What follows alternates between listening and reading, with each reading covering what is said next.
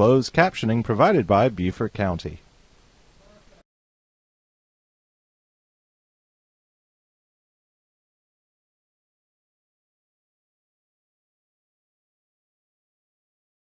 For the September Historic Preservation Commission meeting, Wednesday, September 3rd, 6 p.m. Can we get a roll call, please?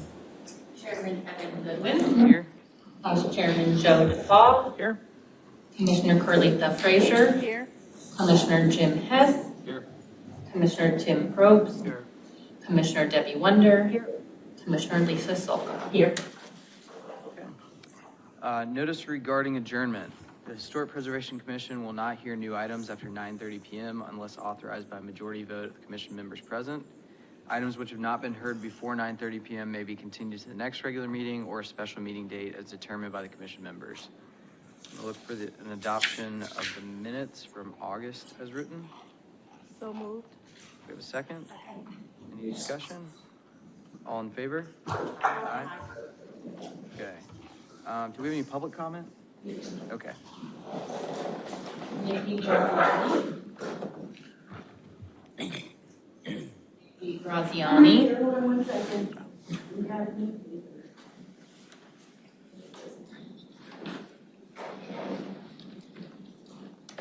Hello, thank you. My name is Nikki Graziani. I'm with the Historic Bluffton Foundation. I'm here because I would like to elaborate on our statement made in the last public comment supporting the demolition of the historic brown cottage at 34 Thomas Hayward Street. As advocates for historic preservation, we never want to see a historic structure lost. We will always support the property owner that idealizes the end result of a restored historic property beyond the financial burden and extra hurdles. The social value of this precious restored property is far greater than the dollar amount invested. Only once all other options have been examined by professionals whose primary objective is to preserve by any means available would we ever realize demolition to be an option. Thank you. Thank you. All right. Okay. We'll move on to a presentation and then start resource survey updates. Good evening. So tonight we have a presentation from Stantec, who is our consultants for our Historic Resources Survey update. I will not steal their thunder, but I left in your packet a staff report and an outline of what the project's going to entail. But Stantec certainly will fill you in on the rest of it. And I have to say I've enjoyed working with them thus far on the project, and you will see them in town next week. So without further ado, this is Sandy from Stantec. Thank you. Thank you, Glenn. I will share my screen.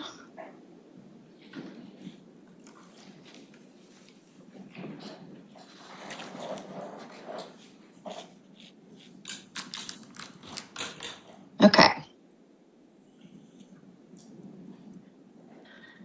All right, so like Glenn said, my name is Sandy Shannon, and I am a senior architectural historian with Stantec and the project manager for this project.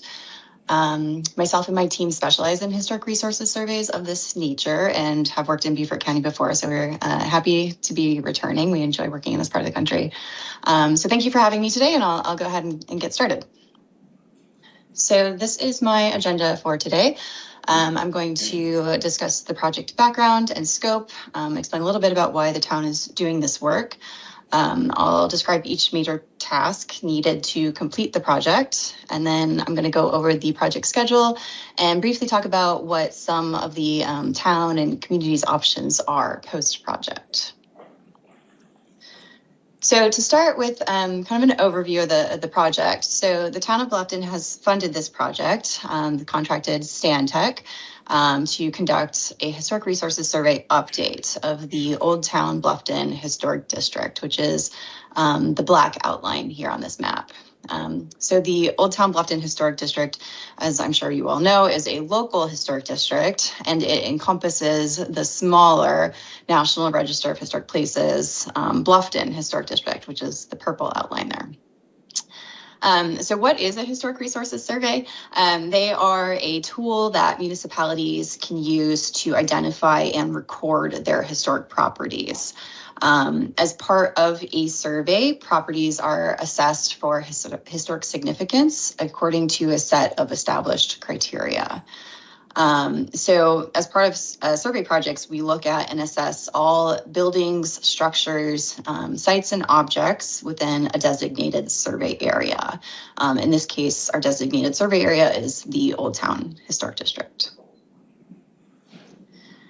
So a little bit of background then about the Old Town Local Historic District. So the town of Bluffton has commissioned 4 prior historic resources surveys in Bluffton. They were conducted from the 1990s to 2019. That's typical. It's typical to do surveys every 10 years or so, depending on your goals and the level of development you're experiencing. So somewhere in all of that, in 2007, the town established the Old Town Bluffton Historic District that was established by local ordinance. Originally, when the ordinance was created, resources that were 50 years old or older, were classified as what we call contributing resources to the Old Town Historic District. I'll explain a little bit more later about what that means. Because in 2021, the town adopted a new ordinance that redefined what a contributing resource is to the Old Town Bluffton Historic District. Again, more on that later. I'll put a pin in that for now. So why is the town undertaking this latest survey effort? They've got 2 main goals for the project. Number 1 is to update that list of contributing resources in the Old Town District in consideration of the new definition of contributing in your 2021 ordinance. The list of contributing resources has not been updated since that ordinance was established.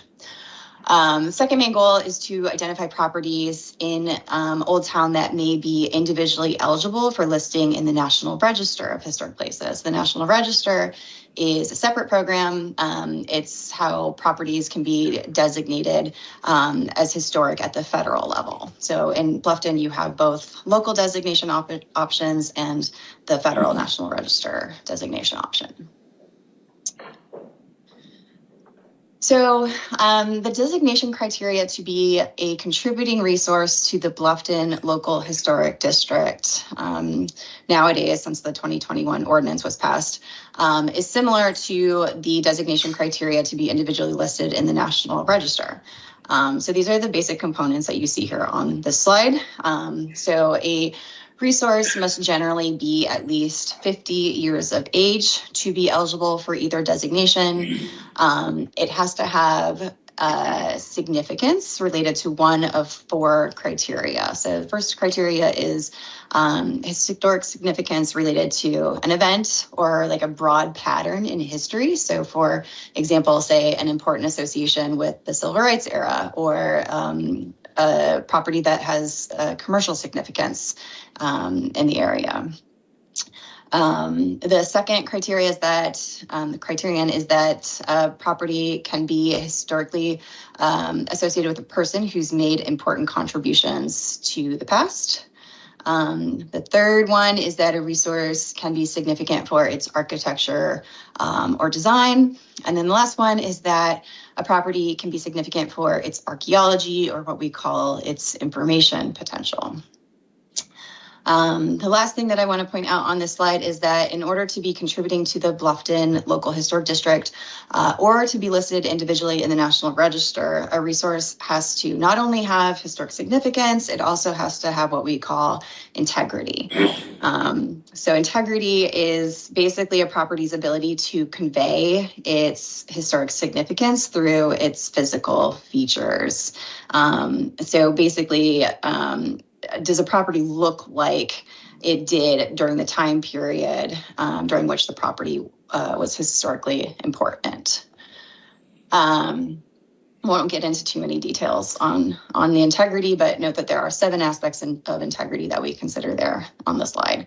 And generally a property will possess several, but they don't need to possess all aspects of integrity to be eligible for either the local listing or the listing in the National Register.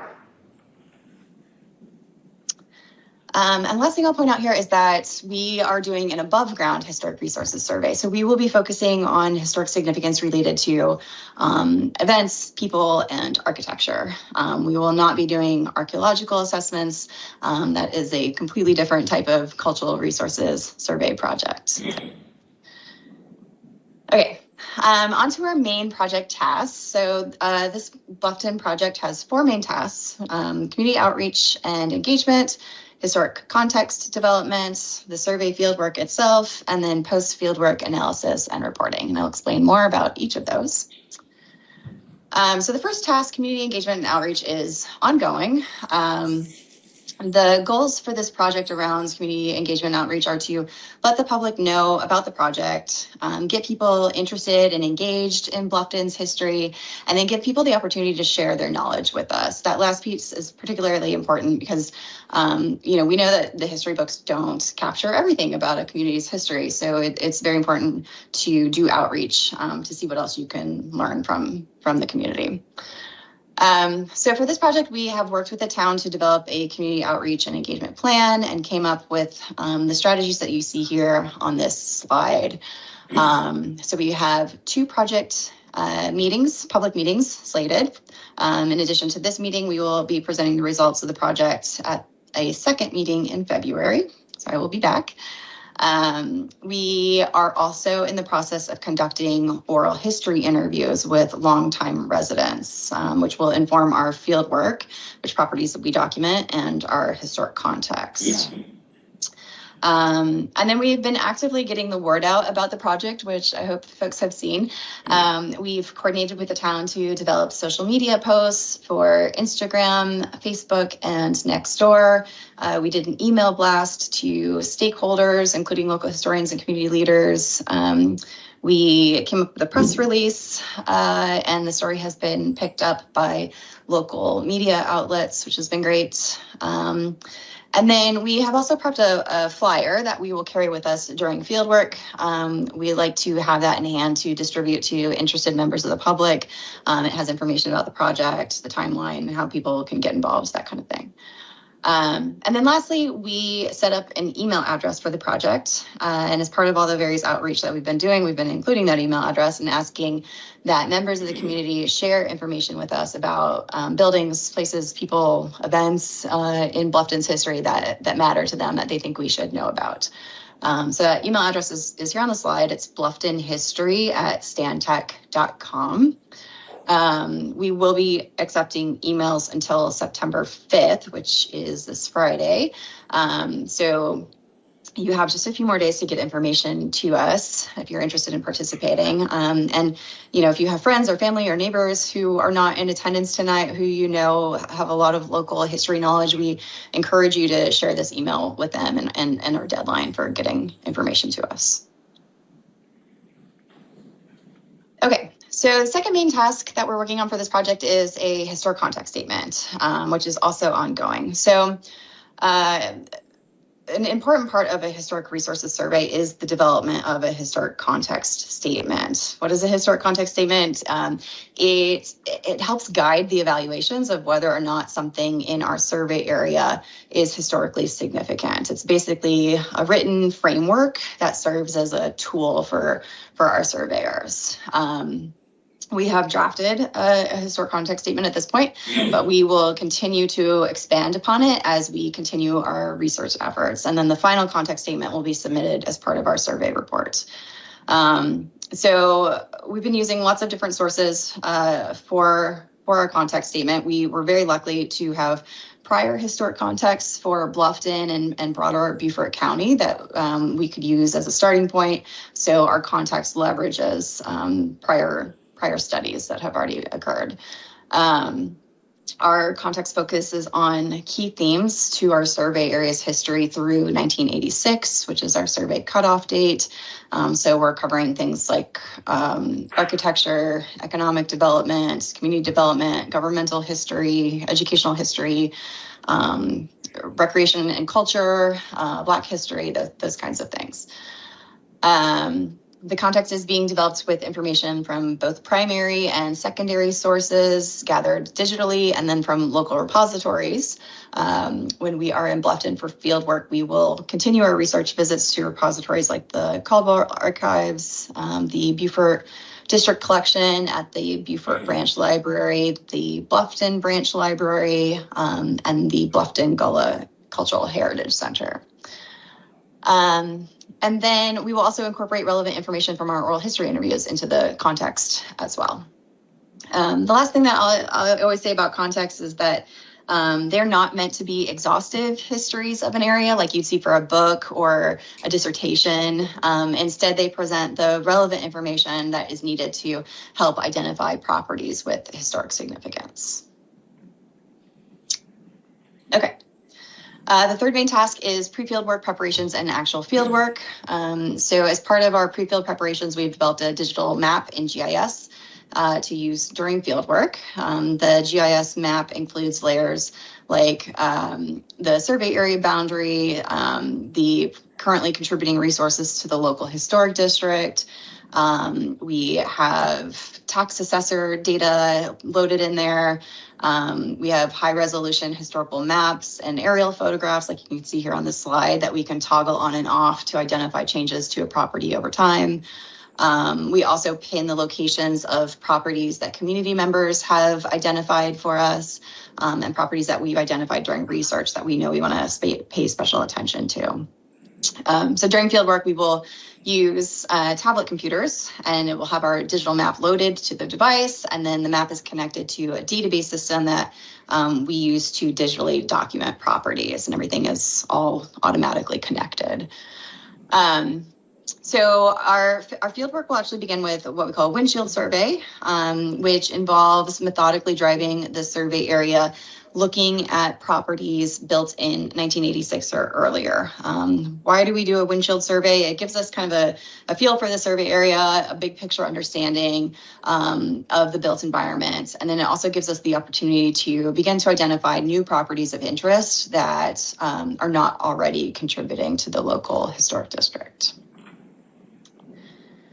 After the windshield survey, we will basically have a map and a list of places that we will revisit for documentation. So during documentation, we will document all properties currently contributing to the local historic district, and then properties that meet one of the 4 additional criteria on the slide here. So properties built in 1986 or earlier that have not been previously surveyed are properties we will document. We will also document properties that have been recently identified as eligible or potentially eligible for individual listing in the National Register, but are not yet listed. We've got 1 or 2 of those. We will document properties that are not currently classified as contributing to the local historic district that we believe may now be contributing. And then we will be documenting any select properties of interest identified by the town or by the community during our outreach. So documentation includes photographing a property, taking notes on its architectural features and alterations, and then recording its precise location in the GIS map. Let's see, like I said before, everything is gathered on our tablet computers. It's all automatically backed up to our servers. So there's no potential for data to ever get lost, which is great. And then the fieldwork will be conducted by myself and a colleague of mine. Both of us are qualified architectural historians. And we will be doing the work from the public right away. And like I mentioned before, we will carry flyers with us to give to anyone interested. And we are always more than happy to answer questions about the project when we encounter members of the public who are curious about what we're doing. Okay, the last steps in our process are post-field work processing and reporting. So after field work, we finalize the data that we collected in the field and we conduct any additional research that is necessary to make our final recommendations. All of our data and deliverables go through a 2-part QA/QC process, which means it's all reviewed by 2 architectural historians and/or historians. And then we begin prepping our deliverables. Our main deliverable will be our survey report, which will include the historic context, an inventory of all the surveyed resources, and then our local district and individual National Register of Historic Places recommendations. We are also we've coordinated with town staff to include recommendations for properties that may not meet the local or National Register designation criteria, but have historical value and could be the location of a historical marker. As part of this survey report, we will also prepare survey forms for each documented property on the state's historic resources survey forms. We'll also submit an access database that the state uses for historic resources surveys, as well as GIS deliverables, and then our renamed digital photographs.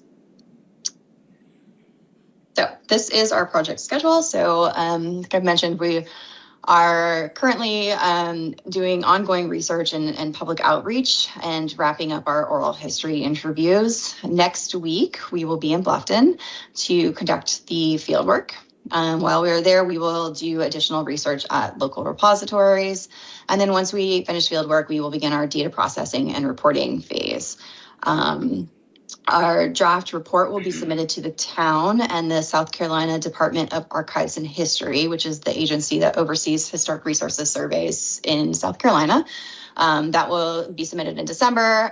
They will have a review period. And then during that review period on February 4th, we will be back with you all to share the outcome of the survey as part of our second public meeting.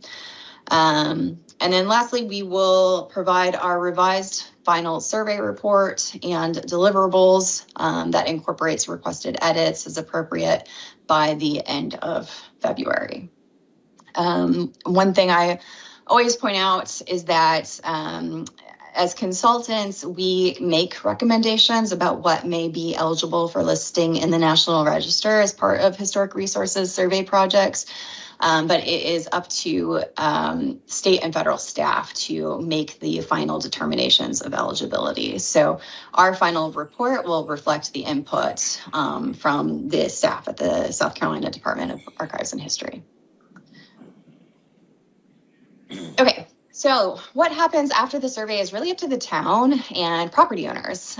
Historic resources surveys are just the first step for communities. They set you up to be able to pursue other historic preservation and public history initiatives. So there's some examples here on the slide of activities that are typical that we see municipalities take on after a survey is completed. So in your case, the town could formally adopt our list of recommended contributing resources to the local historic district.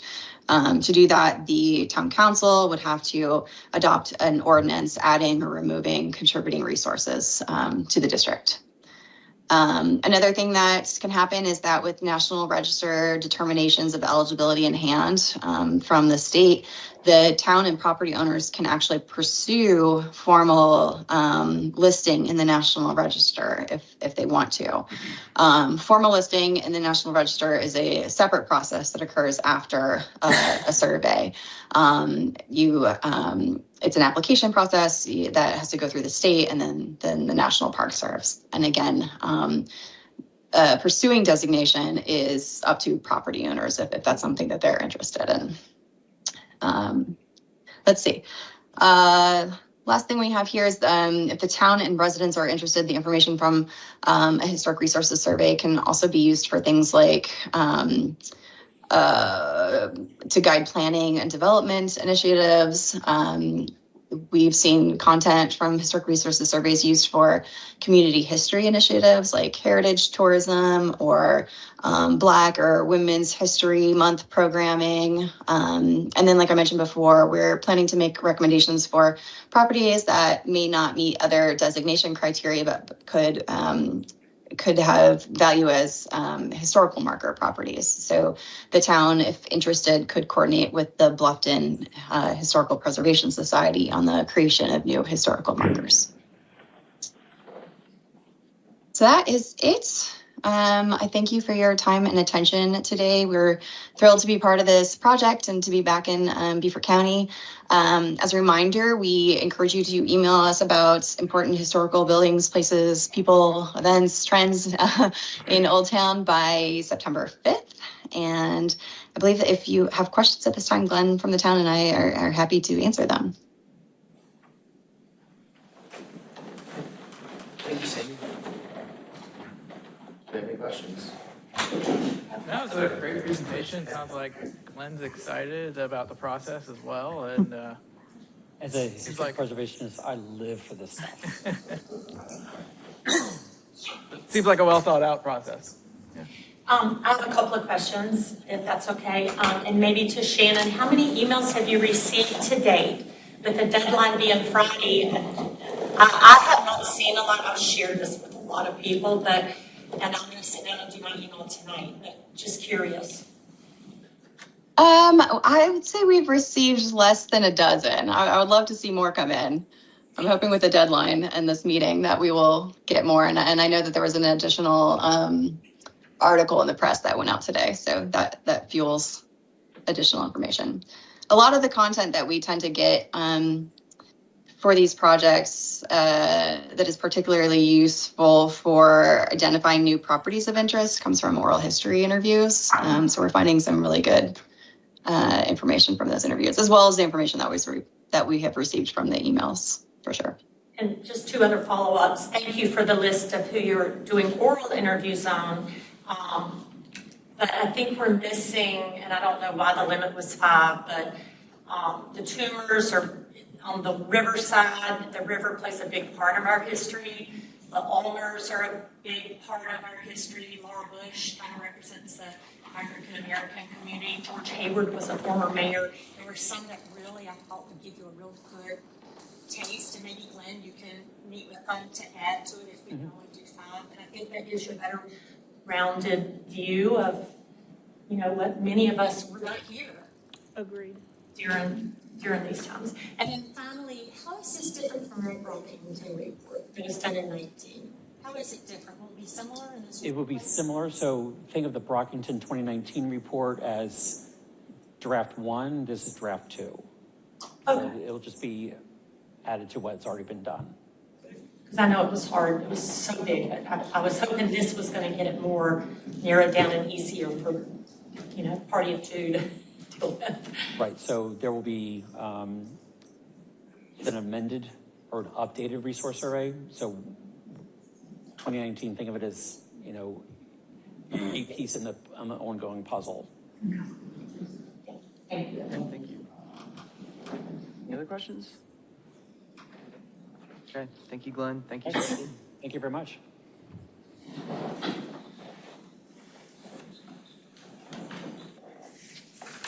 All right, thanks, Sandy. Thank you. Okay, we're going to move on to old business. We have 2 items, and we'll start with 27 Bridge Street.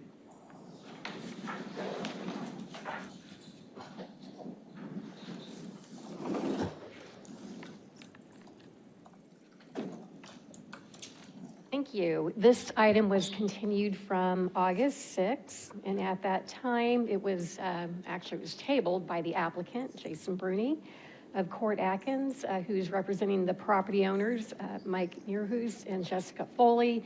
At that time, the original request was to allow the brick foundation that was constructed, that's out there right now, to be allowed. It's contrary to the UDO and what had been approved. And after some discussion, it was determined that perhaps the foundation needed to be reconsidered. So the applicant did meet with the HPRC, some of the members, and came up with a new plan. I'll show you that in just a moment. So this property is located directly across, or catty corner from Town Hall. And this is what was approved. So the foundation back in 2022 included a combination of brick and wood louvered vents. This is what was installed. You can see from the Google Street View photo on the left, it kind of looks like there were piers, brick piers, and there were intended to be some louvers within the inset. However, it appears that the foundation was not constructed correctly, and that created some difficulties. They did fill in the inset area with brick. And again, this is contrary to the UDO, what was approved, and it's not typical of Bluffton foundations, of the vernacular of Bluffton. So this is a design detail here showing you what was intended in yellow. The foundation was to have had a little bit of an inset in the concrete. However, it wasn't constructed that way. The blue represents how it was constructed. So there was a plane there.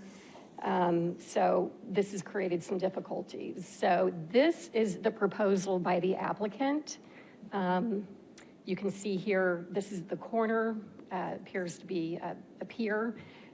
This will remain, the full brick will remain, the row lock will remain. However, the inset area, this brick here will be, it's, I believe, thin brick, half brick. That will be replaced by full brick, as will the row lock that you see here. And here is the proposed detail to give you a sense of what it will look like. So the entire perimeter of the house, the foundation, will be on the same plane and will be full brick. In addition to that, there are some other site details that change from the last approval. That includes expanding the areas where there is some hardscape. The pool in the rear yard will change to a half court, and then the fence, the privacy fence along the property line, is a little taller than is permitted, and it can be no taller than 6 feet. So the review criteria for tonight, there are 4. It does meet the criteria, and it will meet it if condition 2 is met, and those are the conditions or findings by staff. The first one is that there will need to be a determination made regarding the alternate proposal that I presented tonight, a condition that the privacy fence be no taller than 6 feet. And given that there has been some additional hardscape, that the town's stormwater and watershed management department would need to approve the revised landscape plan. And your charge tonight is to either approve it, deny it, or approve with conditions. And here is a suggested motion. And I'll be glad to answer any questions you may have. Thank you. Yes. So there was a mistake in the brickwork, and we're being asked to approve the mistake. Well, no, what you see here is how it's constructed right now. So there is an alteration to this. So there will not be that inset that you see here. It's going to all be on the same plane that you see here in this detail. But it will be a full brick foundation. Which was different than the original plans that we approved. It was the original plans. It was partially brick, but it did have the wood louvered. What's different on the drawing, that the new drawing, proposed drawings that's already there? I don't think there's any change. It's and to do. I think it might be helpful to have the applicant come up and represent what the change is. Jason, if you could come forward. Because I mean, the proposed drawing looks like it still bumps out the same way it's doing right now. Jason Bruni with Court Atkins Architects. Yeah. Happy to answer any questions. Starla, I appreciate the staff report and good to see everyone again. So the original detail. Let's see if I can find it here.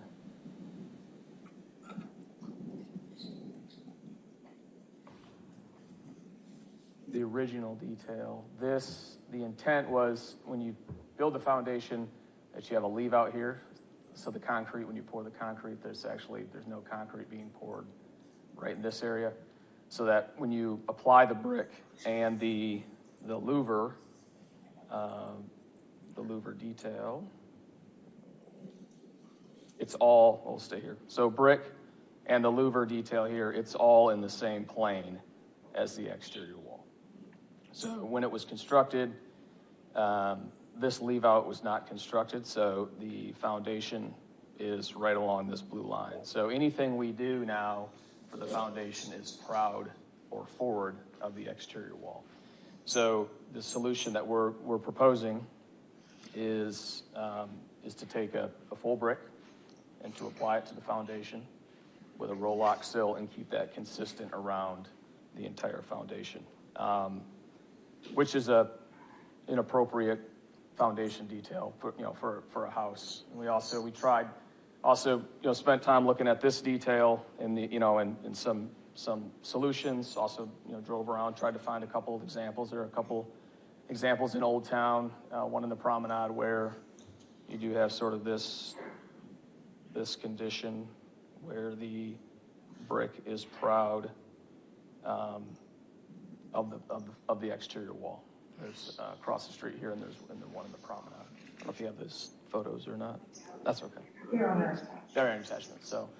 So again, that's where we feel like that's the appropriate fix. We feel like the brick is a masonry foundation, that the UDO is appropriate within the UDO.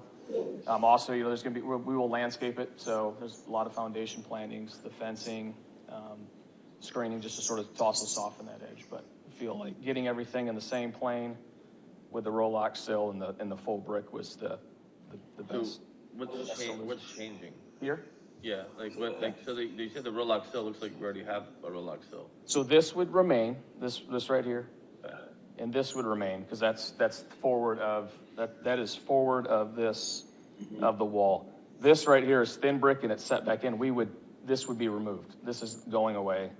This is going away, and you would come back in with the full-size brick, be on the same plane to match up with this here, and then the roll-lock sill too. It's been cut back here, so we take that out, and make sure that all these are aligned, and just wrap that around the house, so it's all uniform and the same.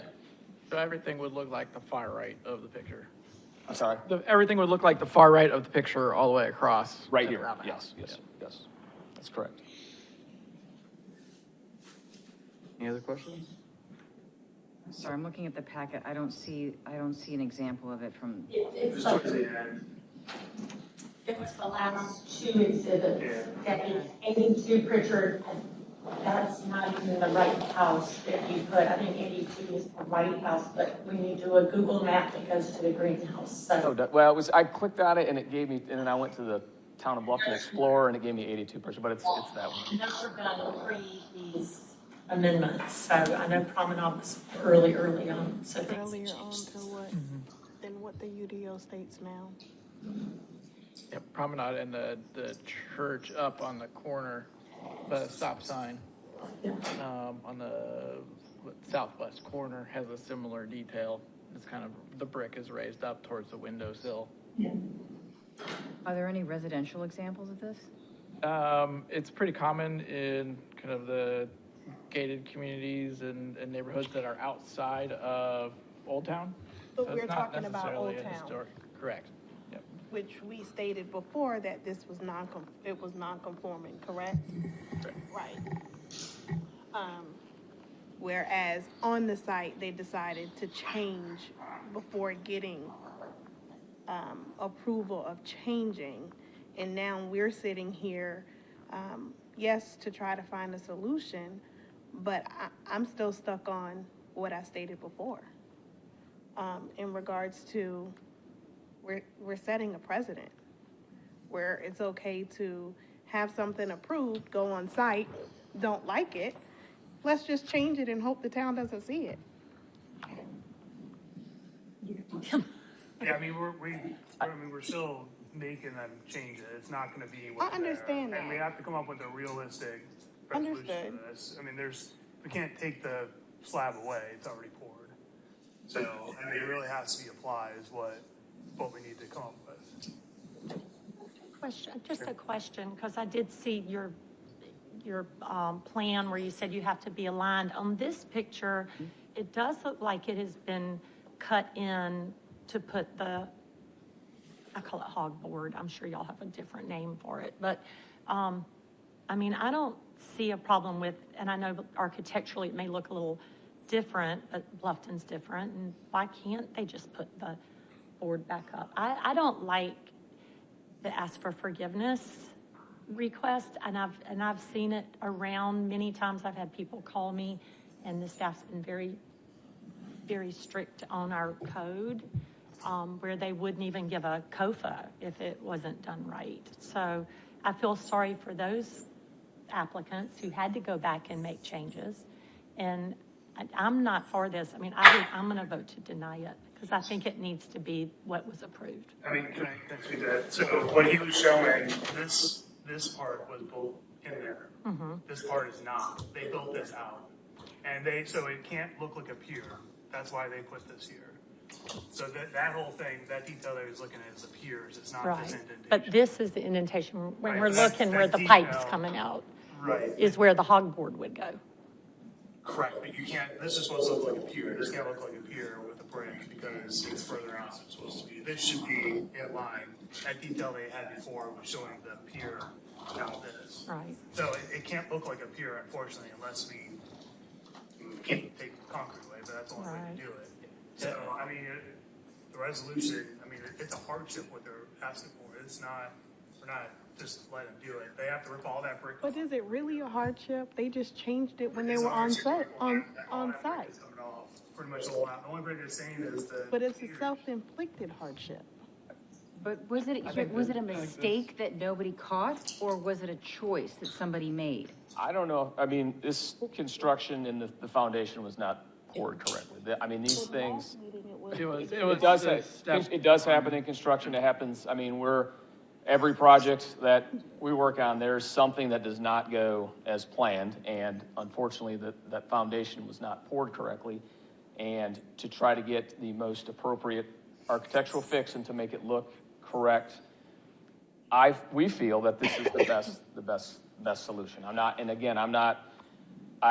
don't like coming back after things have been done. Trust me, this is not the way that we like to do it. But what we are trying to do is to get the most appropriate architectural fix to make sure it looks correct with what we have to do. And I so get that, but I guess being here so long, I've also seen applicants come back and ask for that. And it really challenged staff to bring it to us because they wanted to make sure we were all on the same page. And it shoulda, coulda, woulda, and I know where we are, but I'm just really concerned over just the disregard of what we approved. I really am. Post when it could have been, we poured the foundation wrong, then come back to us before you do all this, then these smart guys can give kind of a help on a solution. That's just my thoughts on it, but I know it's hard for you to stand up here. So is somebody else who wants to speak? You can come forward if you'd like. Yeah, I'm Patrick Mason, the builder. And as we went through the project and the process, we did meet with town staff, as they told you in the last meeting, that we did meet to look at this, the hog pinning. We put it in. The owner wasn't happy with it. It was recessed, like the brick is recessed, and the other brick was proud. All that was basically approved for the piers. And we also asked for additional brick along the back side of the house to be approved, and for brick to be all the way around the garage to be approved, and all that was approved at staff level. And we had requested about the brick here to be put in, and we had talked about running it straight across level with the piers, but staff said, no, you need to set that back a certain amount, inch or so, for it to have the reveal, like the hog pinning had the reveal. And so at that point, they were saying that Pierce brick would be approved for those little small sections, and we had brick approved for all the rest of the foundation and all of the foundation of the garage by staff. And we thought that we were able to put the brick in like this because it being pierced, all you're seeing is a very thin piece, and it doesn't look exactly right. So we said set it back an inch. We did that, so we thought we could fill that in that way by setting it back an inch and it not being out with the same line as the other brick. So is the foundation poured the correct way with the recess, or is this thin brick that we're looking at in the field? You're looking at thin brick that's in the because field. The foundation was not poured correct. So you're coming up here and saying that you installed it the right way, but you did not follow the approved detail. foundation. I went out there with staff and Yeah. looked at it and But reviewed it. it wasn't the correct detail because nothing was pushed back and recessed like the architect's construction detail. That was approved. We made a mistake on the foundation when we Right, put the thank you. foundation. Thank you. And But you're coming up obviously- here and trying to say to wash all that through. I'm not. And trying the to reality is compare it. we're I'm starting, just saying starting from the how- foundation was wrong. I'm just giving you how it went, and we were looking for the best solution, and we met with staff to try to come up with the solutions. Sure, but for the lay people on the board, and I share their concerns that the detail wasn't followed. There's no way to get the detail. When you say the detail was installed correctly the first time and then altered after discussion with staff, it was not installed correctly the first time. Correct, because we were told last. Just clearing month- that up because. Yeah, we were told that it was done. The homeowners looked at it, they didn't like it, so you went with what you have now. Yeah, the homeowner didn't like it, so then we met with staff on site, explained to them that That they didn't like it. information wasn't given to us. And, well, that was the first thing they said at the last meeting, was that they had met with us on site to discuss it. To discuss that it's non-conforming. Okay, so I'm sorry, I just was, You're helpful. So if you guys like the look of the hog fencing, I want to see that. The challenge is that the slab is right behind that brick is very thin. And the hog fence would be basically out at the same level as that band board above it. So it's not really recessed back. But beyond that, the concern is you're not gonna get a true pier because that's forward of the actual foundation too. So if there's no true pier, even when we got past the hog fence being recessed, we can never accomplish that because the brick is forward. You wouldn't have that water table, that brick would be further back and it would sit on that. Right. So that's a concern. I mean, we need to come up with a solution that's the most historically correct. Can they get rid of the row lock and just put a face? That's the problem. This brick, so the detail shows this brick was supposed to be behind that further back and it's not, it's too far out. So the solution was to put that row lock, which, Okay. so, I mean, we can't. Yeah, Is that thin brick on the pier? It is. So no, it's not thin brick. So we looked at we do the thin brick, but then it comes up and it's not behind the skirt board. It needs to be behind. It's gonna Typical come detail that Apply a we shim of some sort? Push it out enough to where it's proud, like just sits perfectly with the wood? I think he's talking about the band board. I think it's. So I don't think that we are here for you all to consult as architect to architect to say this. We have an application in front of us. We need to do, as we are called to do at this point and look at, what our options are and move from there. I mean, because consulting. Right, that we've report, already that's not what done we're here that for. at HPRC level and kind of where we had landed in our thoughts, and obviously. I you guys are on understand panel too, that, yeah. Was that we thought that was the cleanest solution, and while we're upset about where we landed, that kind of at least separated that it was a modern installation and not to be taken as kind of a traditional look, because we really can't get to a traditional look, and that it's not really setting precedent for the future because of kind of the path that we got Well, here. It is. Yeah. Because as they stated, when they came in last month, they did it. The homeowners didn't like it. They changed it. But then somehow, I mean, with it being right across the street, oops, you guys did this and didn't get approval. Now you're coming back to ask for forgiveness.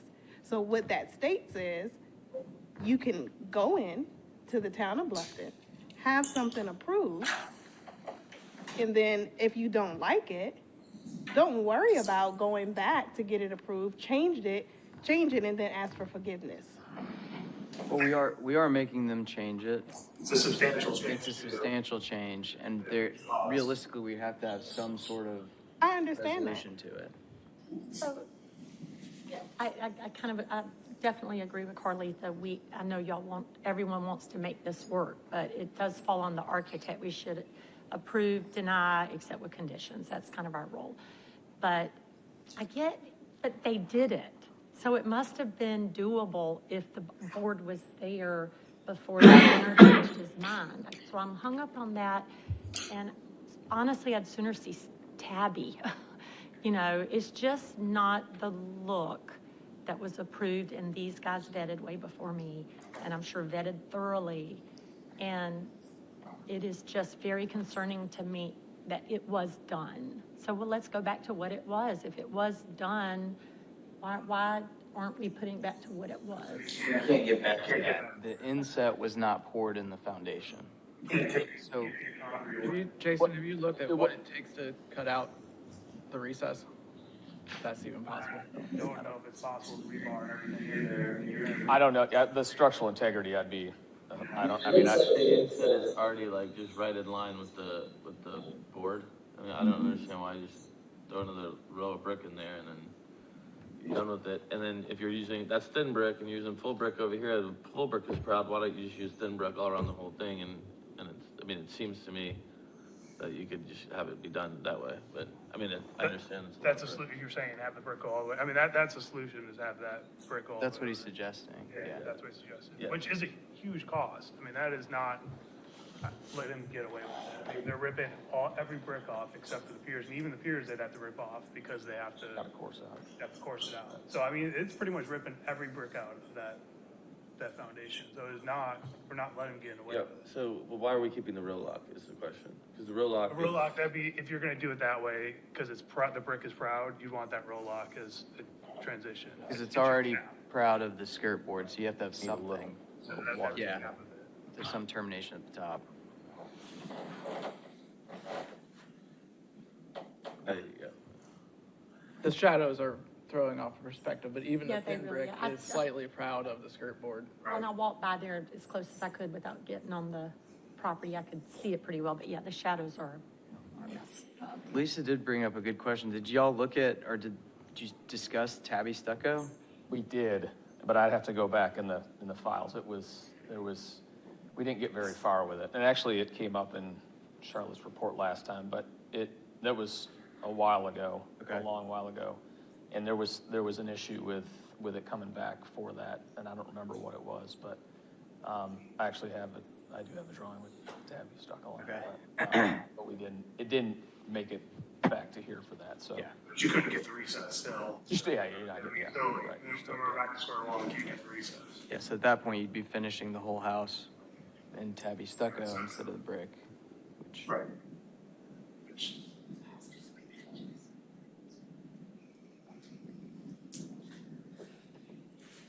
Any other questions for the applicant? As a layperson, is there any way, since the inset is a thin brick, is there any way to just remove the thin brick? Is that possible? Well, that's what they're suggesting, to remove the thin brick and replace it with full brick and the full row lock. So they would take off the thin brick. And then the full brick, does that then become, is that allowed? Is that something that, I couldn't remember if that's something that we talked about, that still becomes, it's still non-conforming to the UDO, correct? It has to be locally sourced, but you can use brick. You can use brick, yeah. Masonry brick. Yeah, it has to be locally sourced. Yeah, we've allowed brick in the last couple of meetings. Coming from Southeast Georgia, some products that have the color tones that you would expect for our area. Well, on that, are these color tones acceptable? In my opinion, yes. Okay. Because it's so. Savannah gray, kind of color It's tones. not a wire cut brick. It's not a red brick, it's hand tumbled or the look. Yeah. So does the UDO allow it to just kind of looks like it's sitting on just a big brick foundation without the insets? Well, that's where their original detail was trying to address that and not create that condition. So they had originally detailed it, how we would prefer to see it with the more traditional look, even though it's a slab on grade. Because the slab was poured all the way out and doesn't have any of the recesses, and you can't really go back and cut the recesses in. You kind of have to take the whole house down and start over at this point to get that. Is where we're sort of having the discussion of what is acceptable, given those conditions on this project, to allow them to finish the project. If I may, there is a section in the UDO that does talk about foundation walls, and it does say exposed foundation walls below the first floor elevation shall be brick done in bond patterns, painted brick, tabby stucco, or stucco over block, or concrete sand finish. So that's the general requirement for building. What patterns? Bond pattern, which is like running bond or. Yeah, so the row lock is the thing that you guys talked about, which was not part of No, it. the row lock is, yeah. It's not, What's the typical grade around that? Is that what we're looking at right here? Is that the typical grade, or will it be higher? Like, how much of brick are we gonna see, I guess, is my question. Oh, I did it right there, I think, because we've got a grade back to the road. 4 rows. Yeah, 4 or 5 rows, plus foundation plantings. I mean, it's your. So you're right about to here. 1, 2, 3, 4, 5. So you're here. And you had the foundation plan was, or the landscape plan was in here on one of these slides, right? They actually added to it, but. So since those thin bricks are like a veneer on the inset, like if you were just to remove them, there's no way to put the boards, kind of like a veneer on top of that? no, because To give us that look? the plane that the skirt board is above it would be effectively at the same plane that the hog fencing would be. Right, so the intent originally was this blue line here, that this would be the front face of the hog boards and the brick, and all that aligns with the exterior wall. That's the intent. Right now, those boards would be out where my cursor is here, out here, where the brick is. And the brick, that's where the brick is now. And it is not aligned with the exterior wall, and that's not the way you want to do it. So. If you painted the hog boards dark and the band board above it white, it might sort of start to trick the eye, but they're pretty flush. That might look a little odd. It's gonna look more forced that way than having a full brick foundation.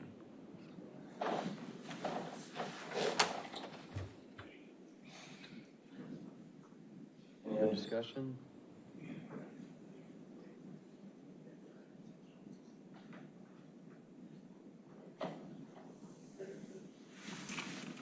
Are we ready to take a vote? I mean, does someone want to put forward a motion?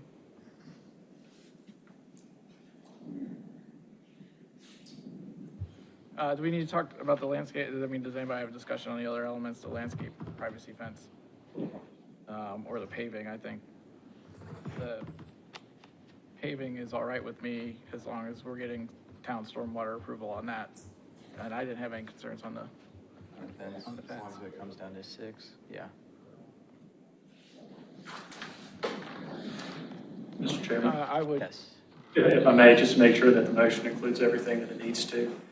There are primarily two things that staff is requesting from y'all.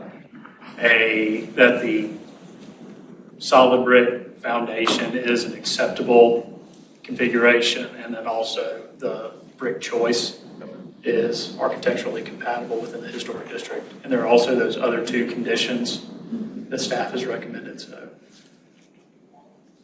Determination and 2 considerations or conditions. I'll make a motion to approve the application with the determination that the reconfigured all brick foundation and brick type are appropriate, and with the 2 conditions as set forth by staff for the height of the privacy fence and the stormwater approval for the revised landscape plan. I'll second that motion. Do we have any discussion? All in favor? Aye. Aye. All opposed? Nay. Nay. Abstaining? 4 to 3? Sorry. I said aye. Okay. So it is approved, as stated. Thank you. Thank you.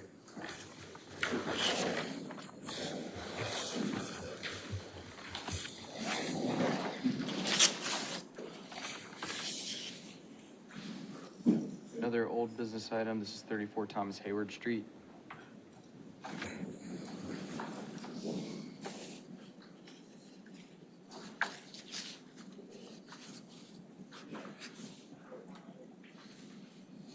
Good evening again.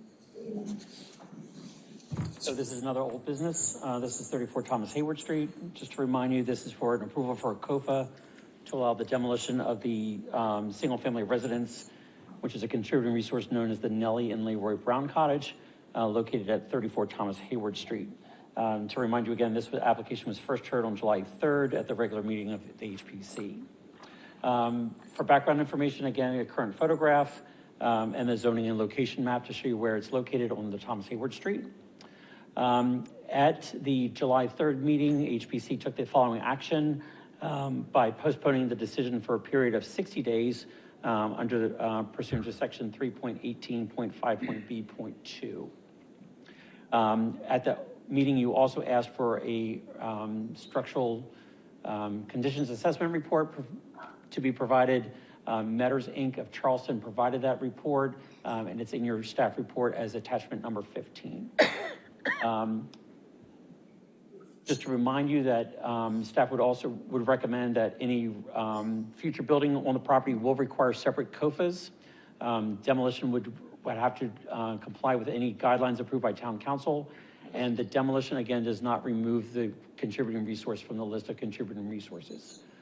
The applicant is here for any questions. I'm here for any questions. Are there any questions? Are there any questions? Any questions for staff?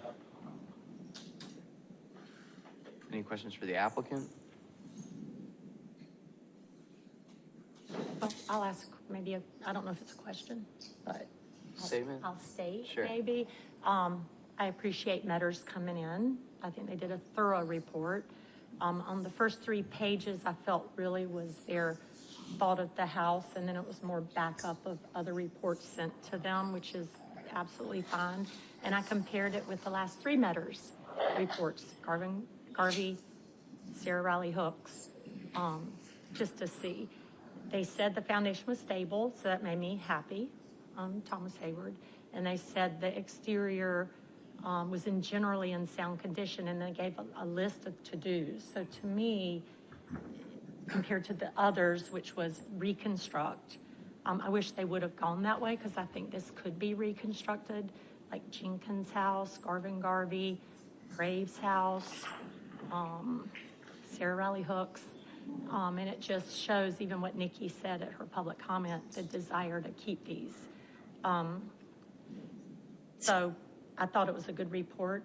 I did take kind of note when they said that street was changing. It's not changing. It is a 1-story street with a little bit of the land and oak kind of conclave. So that part I was kind of confused on, but I do want, I read that report from page 1 to the end. So to me, the foundation is key, and the reconstruction could easily be done of some sort, kind of like what the town's done. So just to keep that, and to keep it a contributing resource, I think we can do that. We have Jenkins' house is going to one, and I saw Sarah Riley Hooks is still going to be a contributing resource. So those are just my thoughts, really. I don't know if it was a question in there. Okay. Any discussion about the findings? Further discussion? I would just second and state that I agree. It's great that the foundation is good. Reconstruction is something that should be looked at, especially because we want to keep our contributing structures here in Bluffton. And it's more than just a historic, as I stated before, building. It also contributes to the Gullah Geechee culture as well, which is a culture that is being wiped out based on these types of things. So I stand with what I stated before in regards to, well, thank you again, thank you for the report, but I feel that it is a structure that needs to remain. Mr. Chairman, if I may, I think it's important that you let the applicant provide their position on this before there's any further discussion. Absolutely. The applicant, please come forward. Sorry, Melissa. Look, today I'm in a boot. Jason Alexander, I'm the applicant. My wife, Carrie, is here I don't know if her name's on the application, but she's clearly the applicant. Is it possible to pull up the conclusion of the report, Metter's report? Or can I ask you to refer to the conclusion of the Metter's report? It's a slide, but I can. I have it. I don't know how I can. So, yeah, if someone could, I'll respond to the comments. With regard to the street,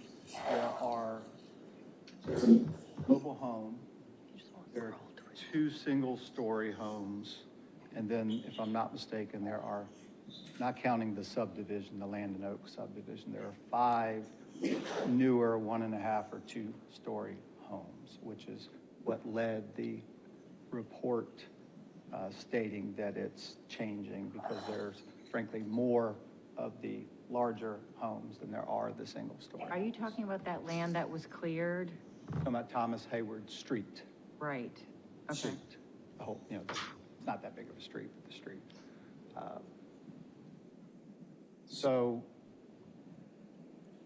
With respect to the foundation, the pillars might be sound. Nothing else is sound. If you read the conclusion, and my eyes aren't great, I'm gonna have to, I'll look down. So the first statement's about it being in a changing area of new construction, and that was why the report stated was because there are more non-single story houses on that street than single story houses. What I read the report to be in the conclusion is you've got a couple choices, and I'm gonna skip down to the bottom. You can tear it down.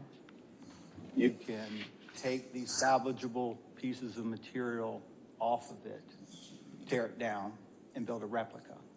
And the salvageable pieces are 2 windows in the addition on the shed back area, 2 windows. It's possible, although they didn't see it, they couldn't see it because there was vinyl siding on the house. It's possible that if you remove the vinyl siding, that some of the wood siding could be salvageable. There's no indication of that. There may be, and frankly, I hope there is. There's some salvageable material for other purposes, but there might be some salvageable wood siding. Nothing else in that building is salvageable. That's what this report says in the conclusion. It does not say that the structural, if structural from the standpoint of the pillars, which can't be used because it's not proper structural support, what I think was being referred to was the fact that it's not falling down right now. That's, it's not sitting sideways. But all the structural underpinning needs to be replaced. All the floor needs to be replaced. All the roof support needs to be replaced. Every support structure needs to be replaced. That's how I read the report. And frankly, that's how the Metters folks, when they reviewed it with me, said it to me, was this house is gone except for 2 windows, and you might get lucky and find some wood siding. Thank you. Do I have any questions? You didn't buy it as is, did you? Put a contract on it, sight unseen. Well, the bottom, the if desired, it is desired, I think. I heard you were so excited over the resource going. It is a desire for this town to keep the historic district and to keep contributing resources. And I know this is hard on y'all, but it was there. It's been there forever, and it was there, when you bought it. But I lost where the 2 desired. You went down on me, Glenn. So Glenn, I can also say, as someone who has rehabilitated a building that was in worse shape than yours, it's doable. So the comment made by Metters was this is in the same condition in a different way than the building that the town just tore down. But they're reconstructing a duplicate. That's a different. And that was the That's a different COFA.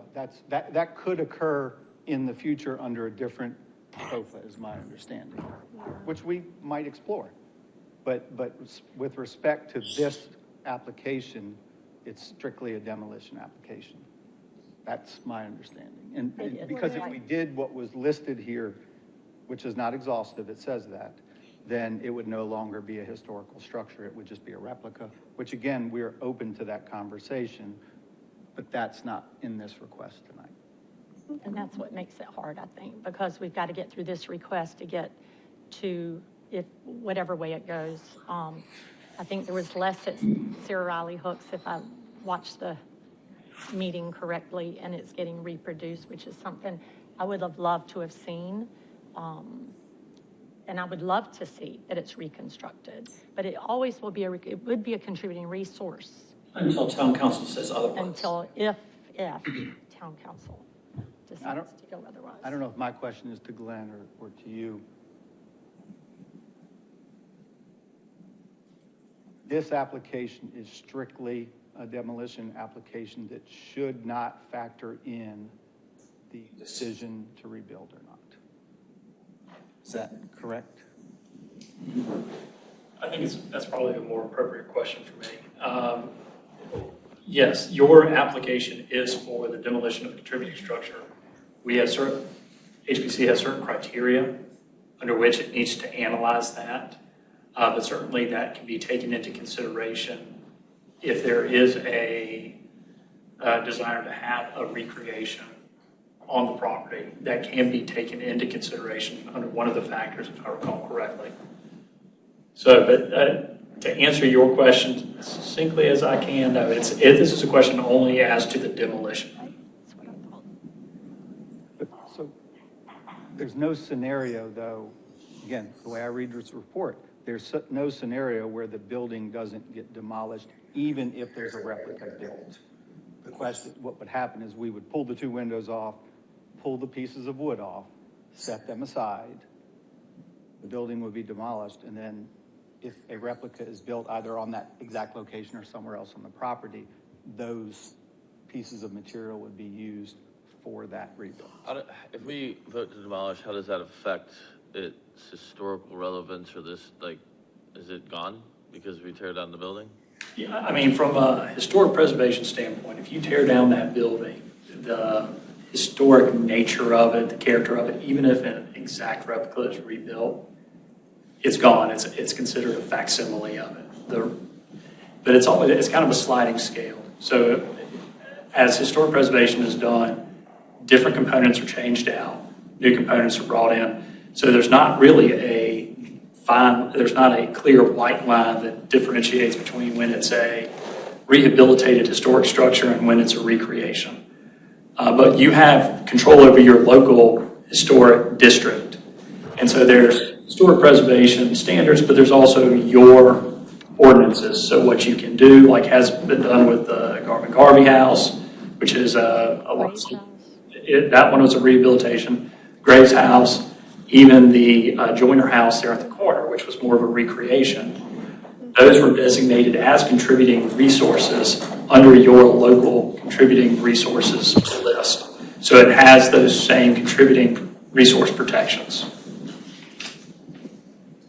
So yeah, again, short answer, it's torn down. Does not do preservation of historic in them saying the street is changing, etc. How much more of Bluffton are we going to just continue to change so that it's unrecognizable, so that it's not what it once was and his history is wiped away? That has nothing to do with preservation. I just have a hard time. You said preservation, and this house hasn't been preserved. I understand that, but the house also was someone was living in it prior to him closing on it. Really? Correct. Someone was living in the property. I highlighted the statement that I think applies to the scenario that you're referring to in terms of salvaging and rebuilding. It still involves the demolition of the building. It wasn't a scenario that they painted in the conclusion that didn't demolish the building. It was just a question of whether or not the materials were pulled off and a replica is built or not. Those were the different scenarios. And I'm not just saying that we're interested in a rebuild. We don't know what that would be. We don't know if it would be in the same location or if it could be in the same location. Different conversation, but it's too close to the water. You'd have to make an exception because it's an older building. You can't see it because it's in the back of the property. Would you want to move a newer facility up to the front of the property so the community could actually see the building that we would be trying to replicate? All of that, we're interested in having that conversation. It's not that we're not wanting to have that conversation. When did that change? Because that wasn't what you stated. That's absolutely before. what I said the last time I came. I absolutely said that the last time I came. It's in the report, actually. Okay. We have a genuine interest in that. The plan was all along, we were going to renovate before we saw the inside, how bad it was. Renovate it, 2-bedroom house, live in it while we built the longer term home. That was always the plan. Can I ask, just for point of reference, since it was so fresh in February, Sarah Riley Hooks.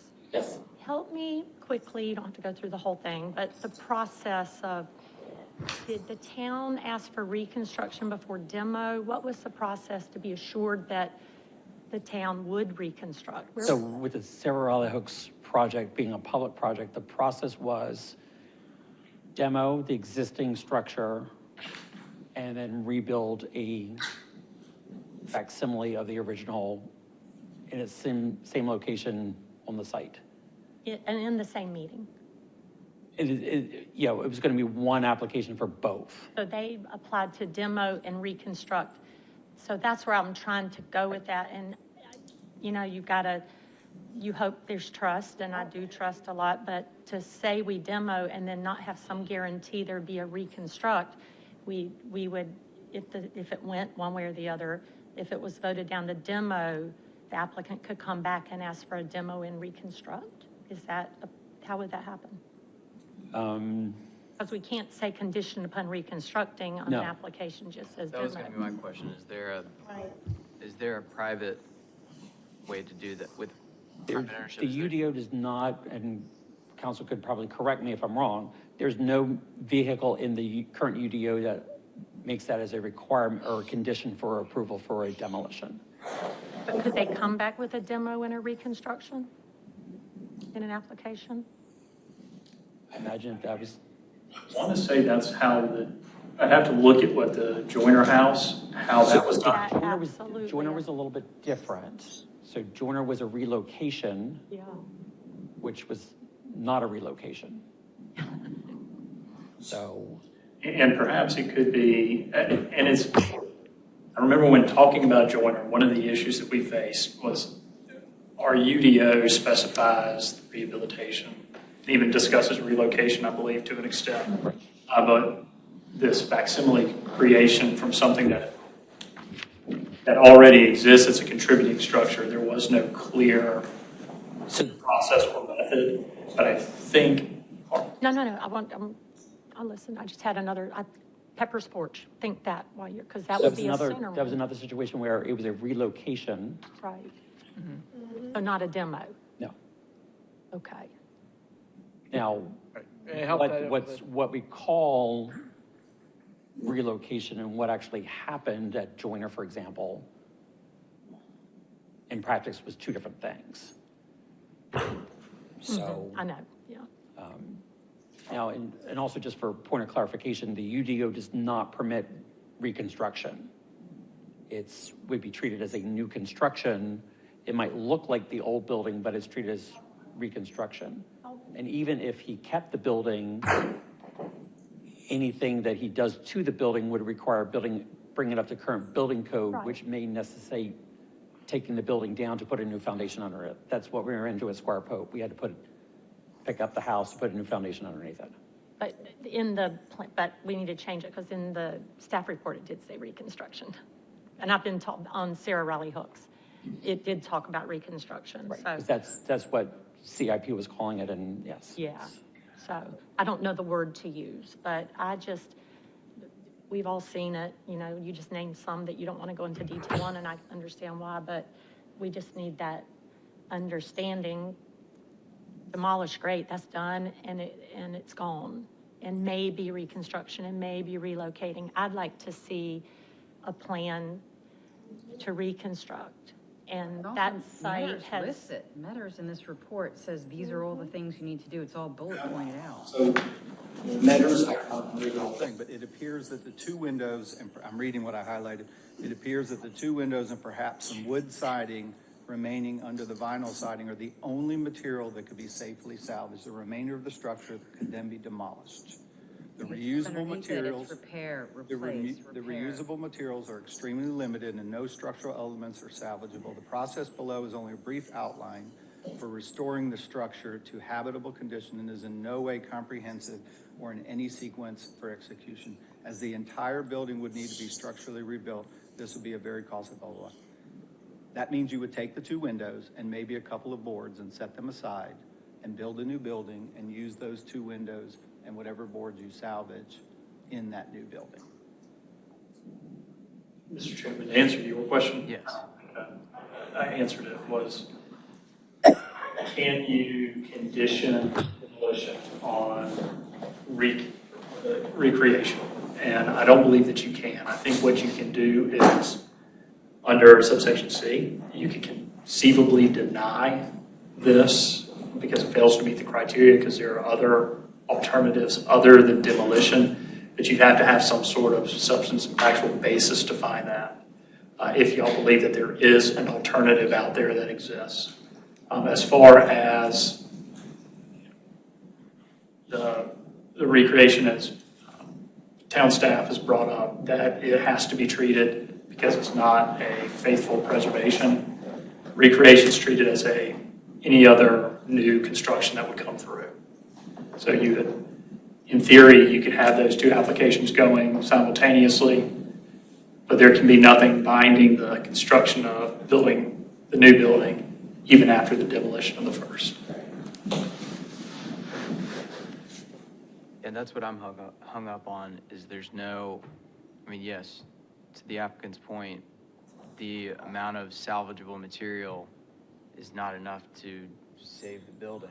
It could be reconstructed, but that's a separate thing altogether. So There have been buildings in Bluffton that have followed that process as laid out and were basically rebuilt from the inside out, though, which is what the other members of our board are kind of relaying. They've got, particular experience with that. One really recent on Bruin. I mean, it was almost identical. Absolutely, you're right. And it's a beautiful home now, and it's full of stories, and it's exactly what we hope to save in our district are these stories in these homes.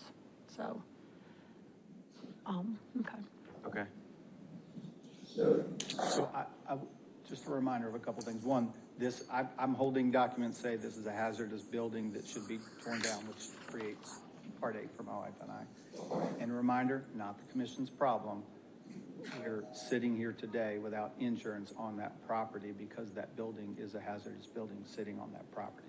So the scenario, which we're open to, of rebuilding, we're open to it, but I don't think it's realistic to have that building sit there for many more months while we were developing a plan to rebuild a recreation of it, either at that same spot or elsewhere on that property. It's not going to result in it not being demolished at the end of the day.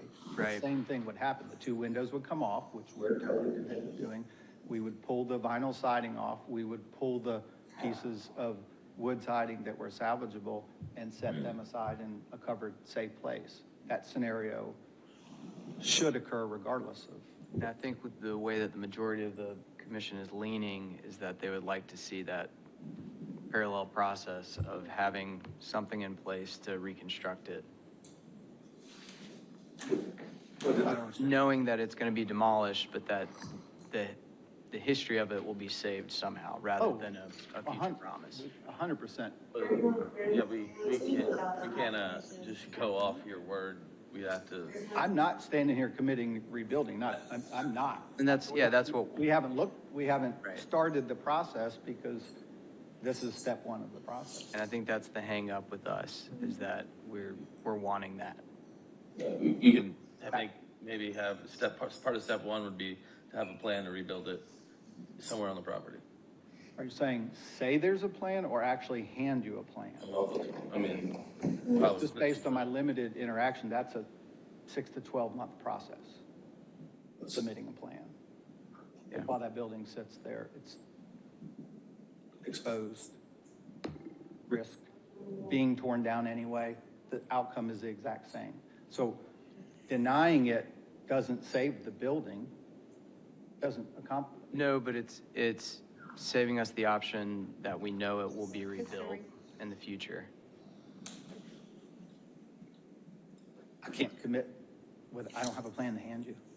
Yeah, and that's, we understand that. But I think and I know you're new to the area and don't even probably recall the names of what we're talking about, but Glenn has been here from probably since we've done, you weren't here, Garvey, but I think he's a great help on how to do it, because I know the town has to follow the same rules as anyone else, but unless that's changed. So we had to go through the same process that anyone else that stands before us does. Not Sarah Riley Hooks or? Yeah, the town Well- stabilized the structure and put a fence up and. We've stabilized, secured the we've site. also gone on property and on the Bruin house and have required them to make it safe and dry. I can put a fence around it. No. I'm just going, I think Glenn would be a great resource to help figure out this kind of what we're in. Don't know what we're figuring. I'm confused. Well, by what I we're figuring. can't approve a demo if I mean, look what we went through earlier, and everyone has the best of intentions. And this house, That's honestly, let me finish, please. This house was listed that it was a resource and it couldn't be torn down, so it was very public. And now we're going through, it's got to be torn down, and we don't know if it's relocated or in the same spot. I just can't without some. Yeah, you can tear it down and build four big giant homes just like the next door neighbor unit did. So as far like the attorney just said, if you tear it down without having a plan of recourse for that home, then you can just do whatever you want. At that point, the historical value is gone. So that's where we're hung up, and we would need to see just what your next step is once you tear it down. That's what we need to see. A plan. Like, here's the drawings of the building. Well, I think you've got to go through that application process and get with staff on what is and how do we do this? How can we do this together to give HPC the comfort that something will be replaced, relocated? I don't know that I like the relocated part, but I'll listen to y'all to keep that. Having an address that says this is a historic resource doesn't do it for me. I don't like a monument. I believe in preservation, and I believe we need to take care of these houses. And I hate this is coming before us because there's no plan to even show you have that love of the history of our town to want to keep this house. We would be completely committed to pulling every piece of salvageable material off, which is 2 windows and some wood siding, and work towards developing a plan to replace it. We would do that. But the house is going to be demolished regardless of whether a rebuild occurs or not. But without that information, you can stand here and say that it's demolished, and then that never happened, and the history is gone. Right, correct. So personally, as a community leader, someone who has been here and has seen our town change, I can't sit here and say, yeah, demolish it and we'll just take your word. I'm not giving you my word at this point because I don't have enough. You want to have a vote on it? Yes. If I may, and we've never done this before, and I've never done this before, but under your agenda, you have the ability to go into executive session for any items on the agenda for the receipt of legal advice. May I recommend that the chair entertain a motion to go into executive session? Yes. Yeah, I would entertain that. The receipt of legal advice as to this pending matter. Are we good? I move that we go into executive session per our attorney's recommendation. Second. Okay, all in favor? Aye. Went to executive session.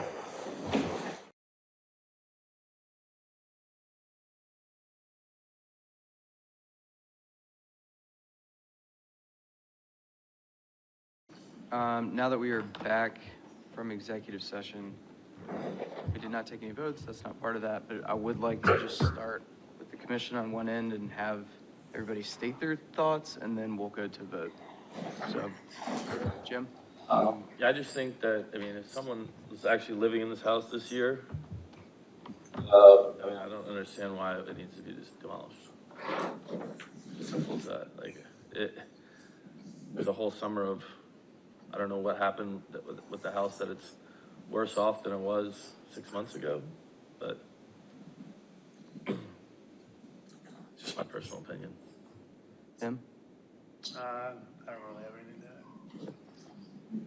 add. I mean, I can re-add. I think Metters did a great report.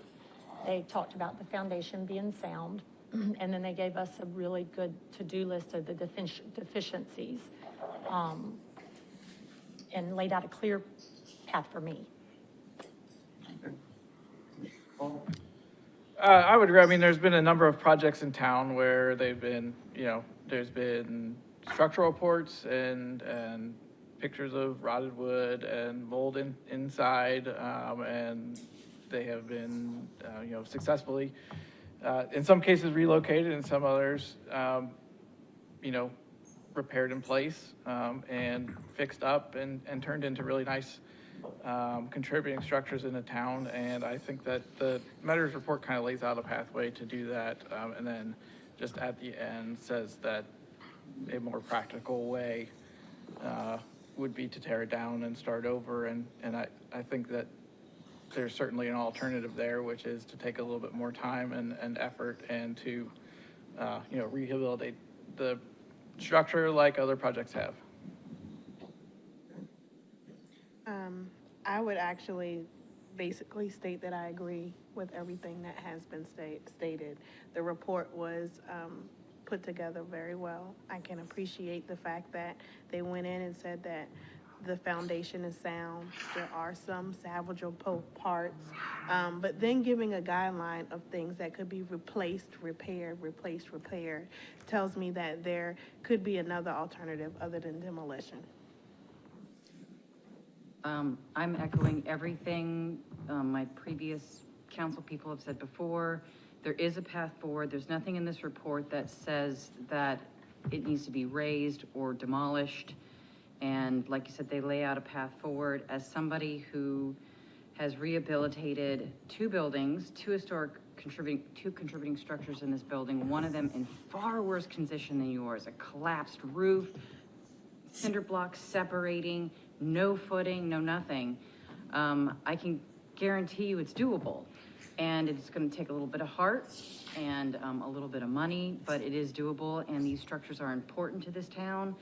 Everybody that walks to go get All Joy Donuts walks by that little yellow house and looks at it and looks at the big property and thinks about all the people that used to live there.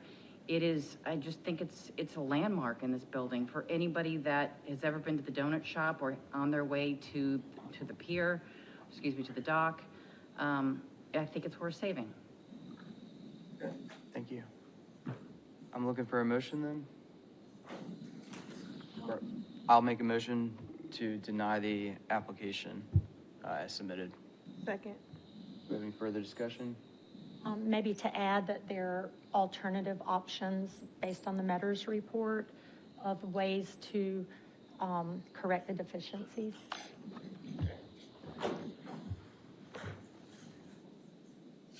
All in favor of the motion? Aye. Any against? Okay, the motion is passed. Thank you.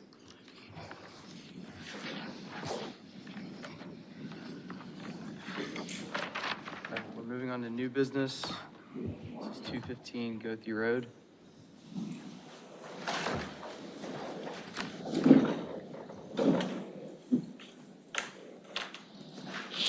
Thank you. This is a COFA request from applicant Phil Medier for property owner Leonex Construction Group. They are requesting approval of a 3-story mixed-use building, approximately 2,900 square feet, and a new carriage house of approximately 1,060 square feet located at 215 Goethe Road in Old Town, Bluffton. It's in the Goethe Road or May River Road development plan in the property zoned neighborhood core. Here's the property that you see here in the star on the eastern side of Goethe Road. And here is the lot. It doesn't include these, the tree, the vegetative area. It's the cleared area that you see here. And here is the site plan, landscape plan, and you can see the proposed building. The main structure would be an office building on the ground floor. The second and third stories would be one dwelling unit, and then there would be a garage or a carriage house located in the rear property. The property actually extends back here, and then there's an access easement, kind of looks like a lane for all of these properties. I have outlined in yellow there the location of the service yard for both the main structure and a carriage house. The HVAC unit here would have to be screened, and then the HVAC units here are proposed to be screened by a 6.5 foot screen wall, which would need to be 6 feet. So I wanted to point that out. Here is the elevation that would face Goethe Road. The building is predominantly hardy plank in siding as well as with the trim. The porch that you see here on the right side of the building has a couple of things that I've identified that may need to change. The use of galvanized wire is something that the commission would have to approve. It's not an accepted UDO material for railings. And also, we had talked about this previously with the applicant, that the pitch of the roof should probably be a 12/3 instead of a 2/12. And so that's something that may need to be corrected. This is the right side of the building. Again, you can see the extensive use of the galvanized wire. The access to the dwelling unit will be through an exterior staircase. The left side of the building, this is the north side of the building. There's a little bit of a concern here with the proportions, the use of horizontal and square windows. We did talk to the applicant about this to try to see if we could get this more proportionate. So that is a concern. And then you can see that the window header heights are slightly different for the windows. So that's something that stood out to staff. Here is the rear of the building. There is a blank wall here, but the interior has some issues related to the floor plan. I believe there's a bathroom and a closet in that area, which is why there are no windows. Have the section available if you'd like to see that. And then here's the carriage house. The areas that I've highlighted in yellow, this carriage house is located right on the access easement, and those elements, the shed roof, the trellis roof, actually extend into that access easement, so they would need to be removed. I did not identify this in the staff report, but preparing for tonight, I did notice that composite garage doors are proposed. And so the commission would have to approve that material, the composite material. On the left side of the carriage house is a door, and that's inconsistently shown with the landscape plan and the site plan. I believe that there's an intent not to have any doors, so there's an inconsistency that will need to be resolved. The other elevations for the carriage house, this would be the front facing into the rear of the main structure. And this is the north elevation. Some selected details related to the service yard and the railing, if you need to see that. Here is the review criteria. Again, there are 4 criteria. The first one has been met. It will conform with the principles for the Old Town Master Plan. And 2, 3, and 4 will be in compliance provided that certain conditions are met and determinations are made. And these are the findings of staff. There are 3 determinations that will need to be made. One is for the galvanized wire, for the porch railings, the window configuration on the north elevation. The commission will need to determine whether or not that's appropriate. And additionally, a determination regarding the use of composite material for the garage doors. Staff conditions are proposed, the ground floor rear patio. The area to be used as a service area has to be screened to comply with the Unified Development Ordinance. The plans, again, site plan, landscape plan, and the elevations need to be consistent. Revise all applicable plan sheets to show the main structure porch shed roof with a 3/12 pitch. remove the shed roof and the trellis roof from the rear elevation of the carriage house so that it doesn't encroach into the easement, and then to provide a written approval from the Board of Directors of the Goethe Road, May River Road Association. And with that, I'd be glad to answer any of your questions.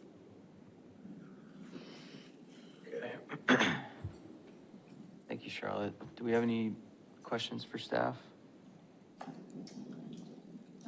Question. Sure. In the report, Charlotte, and thanks for the presentation. The condition from the board of that area, do you normally get that letter with the application, or is it post? I usually have that. I did speak to them on the phone. They're kind of very a loose association, so they're more concerned about the easement than they are the architecture. Okay. So before we would, if this is approved, before we would stamp the plans, we'd want something written. And then finally, you had mentioned the plans for that area.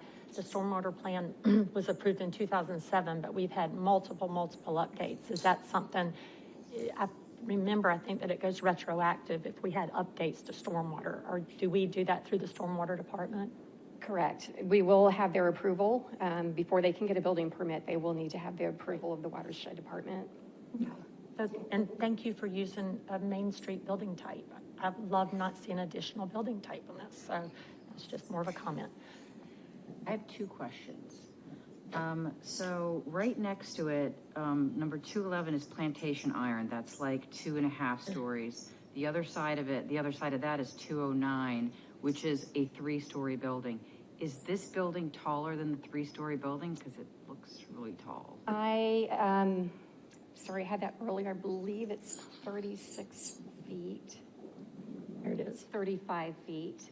And I'm not certain what the adjacent building height is. What 209 is? Right. The only concern I would have is that it's taller than the buildings that it's next to. And also, my favorite question, is there a requirement for handicap parking? There is, and it's not that apparent, but it does say ADA parking here. And we did talk to them about that as well, making certain that they have ramp, that they have the ability to access the building from the rear. And if this is approved, when they apply for the building permit, our building department will be certain that it complies with the federal law. Providing the striping for the access aisle and things like that can be left to the building department level review. Okay. Usually there's a development plan that's approved before this, but the way the development agreement was structured is that we're looking at the development plan and the elevations at the same time.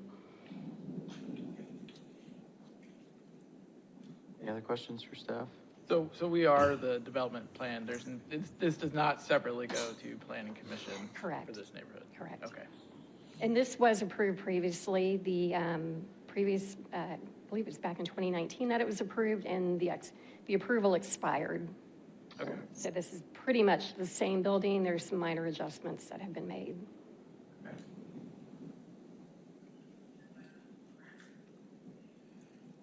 Is the applicant here, and would they like to present? Yes. Do you mind come forward? Sure.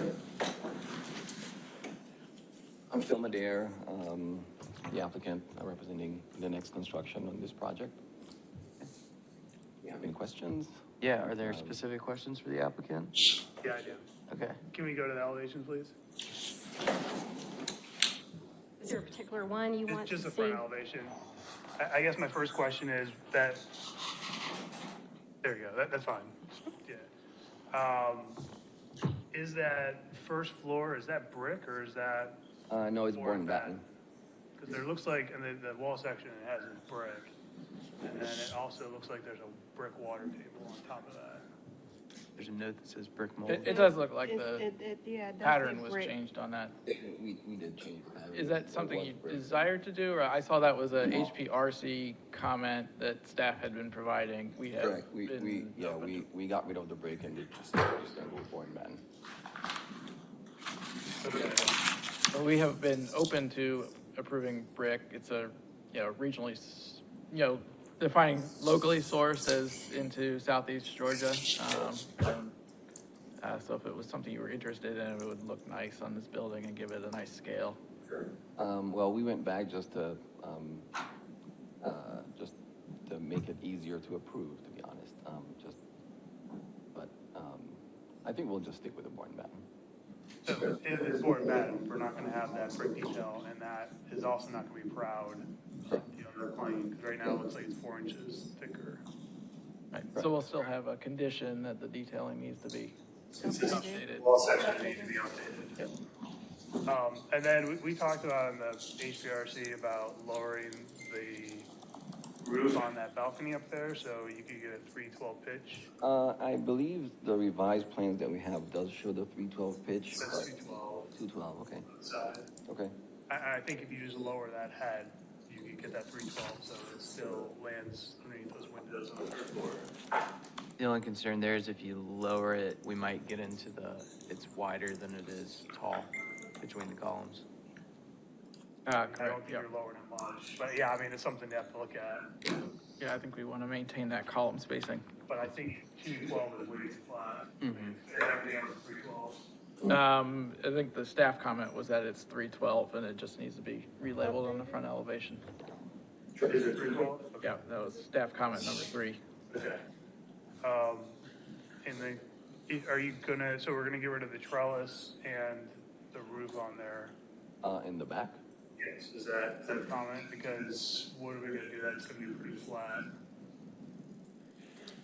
So, if we get rid of those elements. How do I get to that elevation? I think you can just use You the can arrows. see it right here to the left and the right. Right here? Right. Yeah, that was your recommendation. We were trying to break it up, so we went back and added that trellis. So is there a way to move it back so it's within the property? I guess my question. What would your solution be? Would it be to get rid of those elements or to move it back? I would probably get rid of it, just because of the parking. We need that space. And I mean, we'd be open to try and break it up.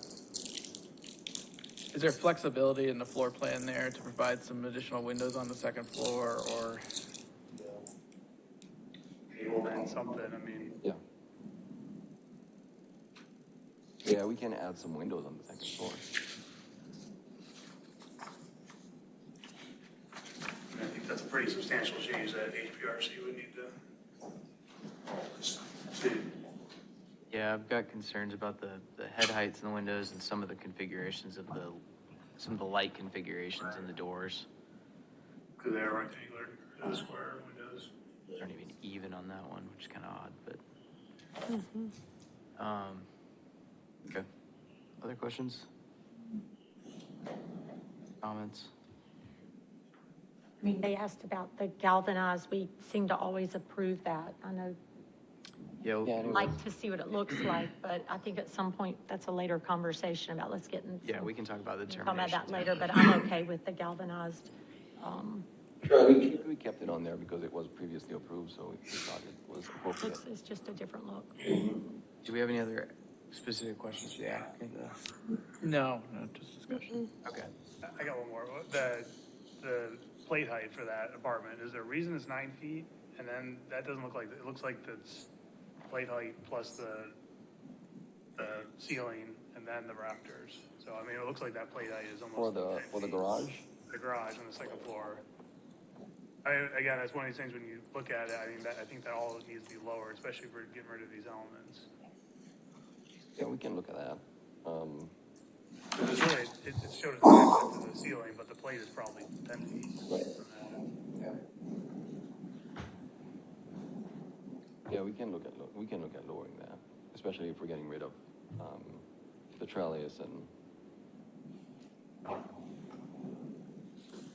Okay. Any others? Okay. Okay, thank you. Before we talk about the determinations, we've done this several times in the past. a lot in the past, where we've sort of approved with conditions, but also said that we'd like it to go before HPRC because some of the issues are kind of substantial, changing an entire elevation. So that might be an option if someone is thinking about a motion to make sure that that happens, so there's more sets of eyes on it. Does anybody else have thoughts on that? I'm fine with that. You're welcome to feel uncomfortable with that. And, Well, if we make an approval with conditions and that HPRC looks at the final conditions, at least we've made the approval on it. yeah, that's typically what's happened in the past. Yeah. I mean, I'm in agreement with the staff conditions that they provided. I do think, I would agree that removing all the detailing from the back of the carriage house is something that needs to be addressed with some thought given to the scale there, and I would be comfortable doing that at HPRC. And as far as the determinations, I was kind of against the galvanized because it's a 2-story building and not like a little cottage, but given that I didn't know the context of it had previously been approved, and I'm hearing a little support there, so I could be swayed on that, but I would like to see the window proportions more vertical, or made vertical, for determination number 2. We had a third one with the composite garage doors. Yes. That she noticed before it came to HPC. Is there a door in the middle? Yeah, it was. The garage will actually be just a metal garage door. Okay, so it'd be a metal. There was a picture of it in there. So I would have been in support of composite, kind of consistent with using Hardy and some of the other products. Yep. We need to make a determination then? It's not going to be that? Can we? Sorry, so the question is, we're looking for a determination of whether the composite garage doors are appropriate. The applicant stated that it's actually going to be metal, but do we need to make a determination then on the appropriateness of the composite? No. Okay, got it. Yeah. Does anybody else have any strong opinions on the galvanized wire? No. You know, we've been on wire. Yeah, okay. Then, is there any further discussion before we make a motion? Would someone like to make a motion? I would, but I think I'd mess it up with the HPRC edition, but I can give it a shot. You give it a shot. All right, I'll motion to approve the application with the staff conditions as provided, number 1 through 5. And also the condition that the scale of the rear of the carriage house be restudied and submitted with the brackets removed because of the easement and resubmitted to the HPRC for final approval. And making the determination that 1, the use of galvanized wire as a substitute material for the balusters is acceptable, and 2, that the proportionality of the windows on the north elevation of the main structure should be made vertical. Okay. What about the detailing for the being consistent? And also the condition that the board and batten detailing on the lower level of the structure be updated to not show brick and show board and batten where applicable. Second that motion. Okay. Is there any further discussion? All in favor? Aye. Any opposed? Okay, motion is passed. Thank you. And yes, Commissioner Solka is going to excuse herself. She's got to get on the road. The rest of us are going to listen to discussion on the carport UDO amendments.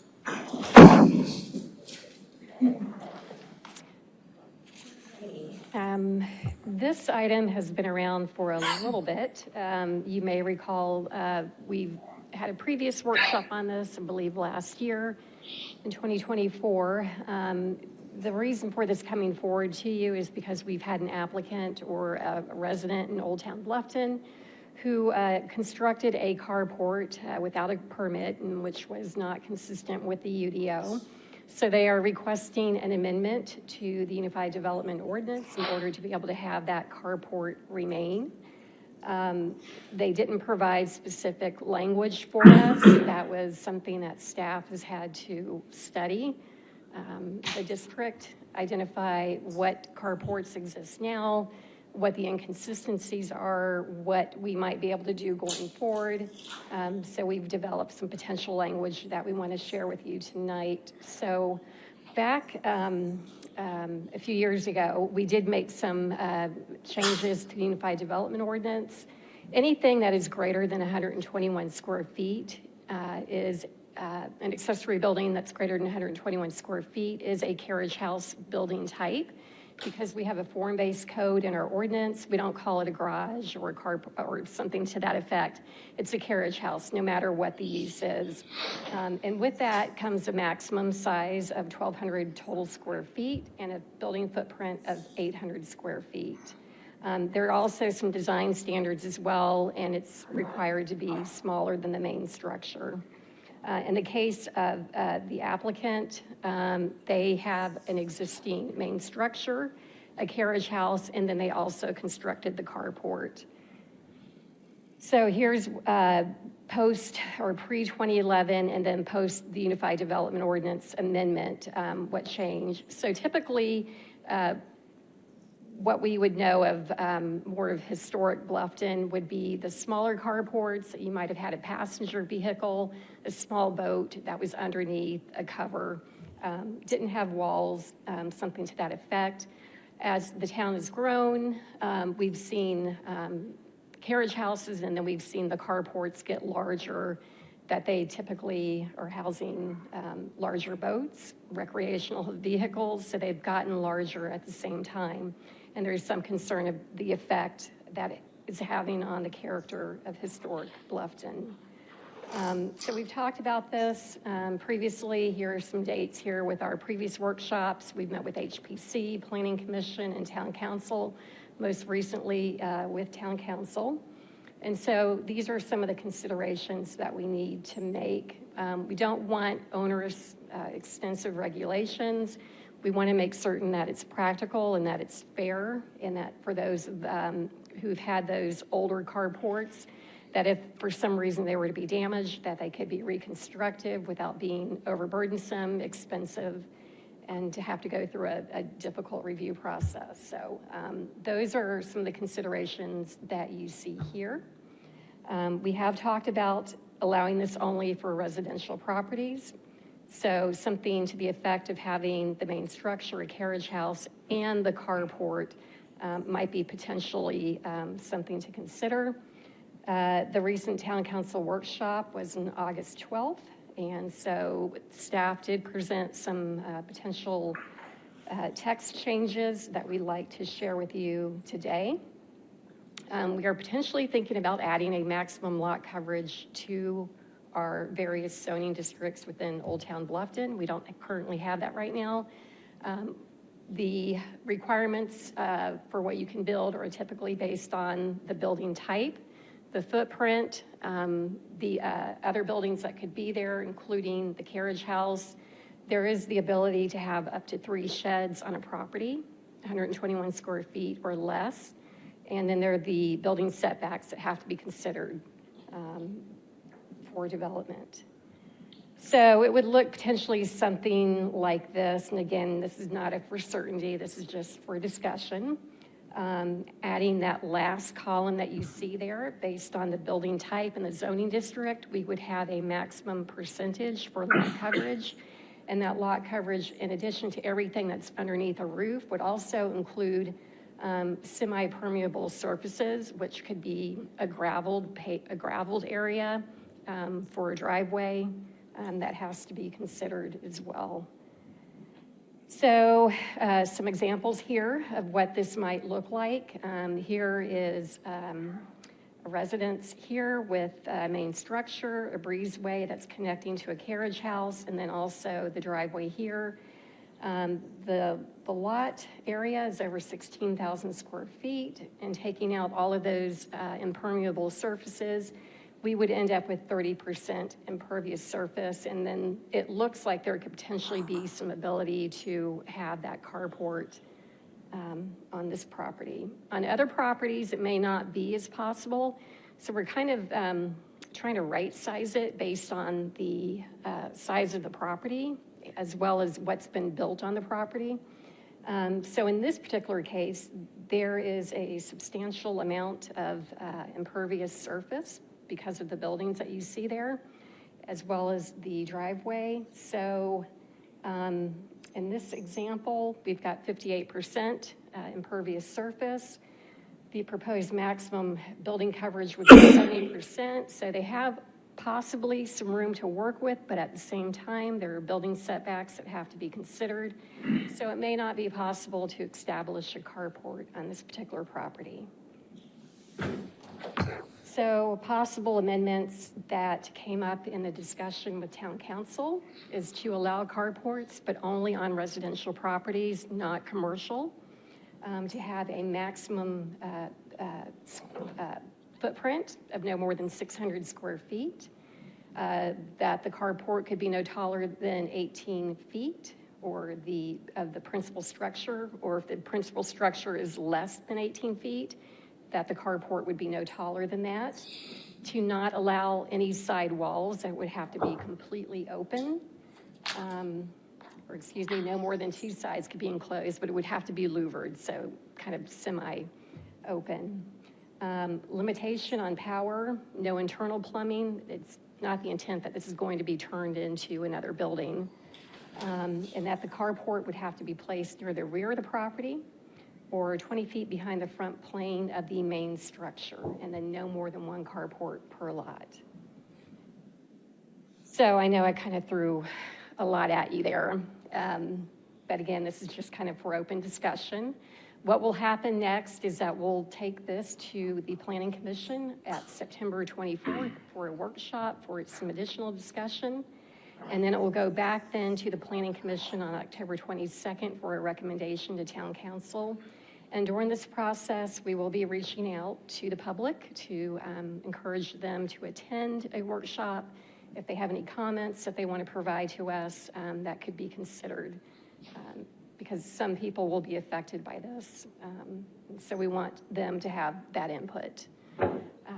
Additionally, we want the commission to have input as well. I know I've said a lot here, haven't provided any pictures or anything, a lot of text thrown at you, but feel free if you've got any ideas or suggestions. We'd like to put those in before the Planning Commission. Should we just email you those? You can email us if there's anything that you're not certain about or want to talk about. We can certainly do that tonight too. Is there any provisions for any kind of like brackets or anything that helps with hurricanes, you know, with strong winds? Because I don't know what the right term is, not a bracket, but maybe a certain way to build it where a strong wind can't like lift it off and throw it into somebody's house.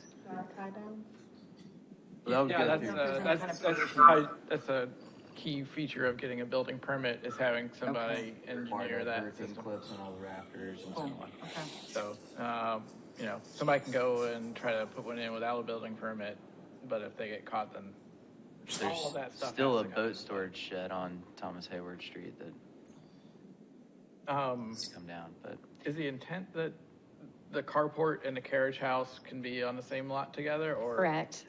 Okay.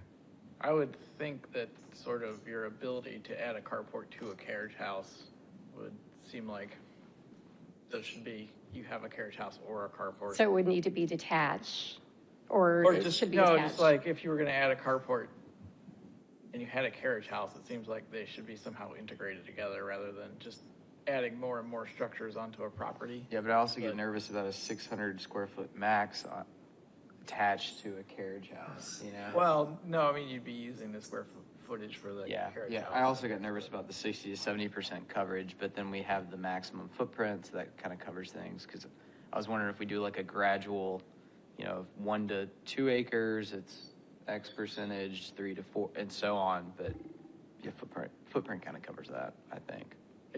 It seems like the 600 square foot, I think, is doing a lot to keep the scale down if it looking to just a carport, but if you start adding a 600 square foot carport to a house with a pretty big carriage house on it, I think that's kind of a getting away from the scale of Bluffton. Yeah. And is there a mention of height requirement? Like if somebody had a really big boat, they could build a really tall carport? 18 feet. Okay. Yeah. 18, got it. Taller than Thank you. 18 to the ridge. Then 18 feet to the ridge, I guess, would be the idea, right? I believe so, and that's a good point. It would be nice to have need some sort of language about the slope of, like a minimum slope of the roof or like a maximum height of columns, garage doors. I mean, the goal is to get around the boat sheds, which are 18 feet tall, but like a 0.5 to 12. Yeah, it's a flat roof, essentially. If you were to try to do something with a pretty low slope roof to get, you know, an RV underneath and like max out that height, the columns are going to be really odd proportion. Yeah. More likely than not, unless somebody is very talented in thinking through how that works. A lot of that would come down to the HPC, though, and just determining appropriateness of scale. And It'd be helpful if there was some more guidelines Yeah. than we get here, and it's like, well, I can have my gigantic RV or boat on my lot, or I can't, and you know, we don't have a lot more than our feelings to guide us on that. I mean, I think we take principal stands, but there's a little bit more structure to stand behind that. Yeah. A ridge height with a minimal roof pitch, I think, those. Yeah. We don't want 112 pitches. We want a minimal roof pitch, and we want that ridge height to be called out. Yeah. I mean, I did a carport in Tabby Roads before I was on this board, and it was like 12 and a half feet tall. It feels pretty good, but it's pretty tall. I mean, you wouldn't want columns that are much taller than that. I've also done a boat garage that was more like 700 square feet, but 20 feet wide and just a little bit deeper. And like having a pitch on that square footage, I felt like the 18 feet keeps the scale down, but if you're trying to do a flat roof, you can still obviously go pretty tall. So I feel like the 18 and the 600 are pretty good, but if somebody really wants to try to design something odd, or it's a roof low slope. sloped. Yeah. All right. If you think of anything else, email Charlotte. Talk to Amanda Denmark in my office. She'll have thoughts on this. Okay. I'll have her email you. Okay, thank you. And historic district, the monthly update. Or is there anything else on this? On the amendment, no. On the workshop, I have nothing else to add. We do have one last item.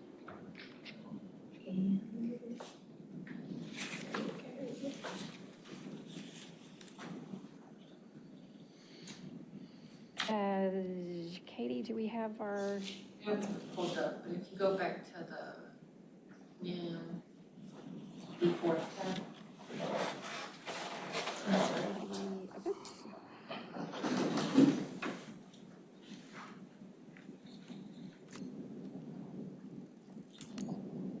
Oh, thank you. Thank you. Tab right there. We could do without you. Thank you. So the last item tonight is just to show you what we have reviewed as far as site features. We've only had what's to be 6 items, and they are pretty basic things like a re-roof, fence extension, nothing out of the ordinary. And that is all I have. Questions? Okay. Thank you, Charlotte. Looking for a motion to adjourn. I'll second that. All in favor? Aye. Aye. Aye. Meeting is adjourned.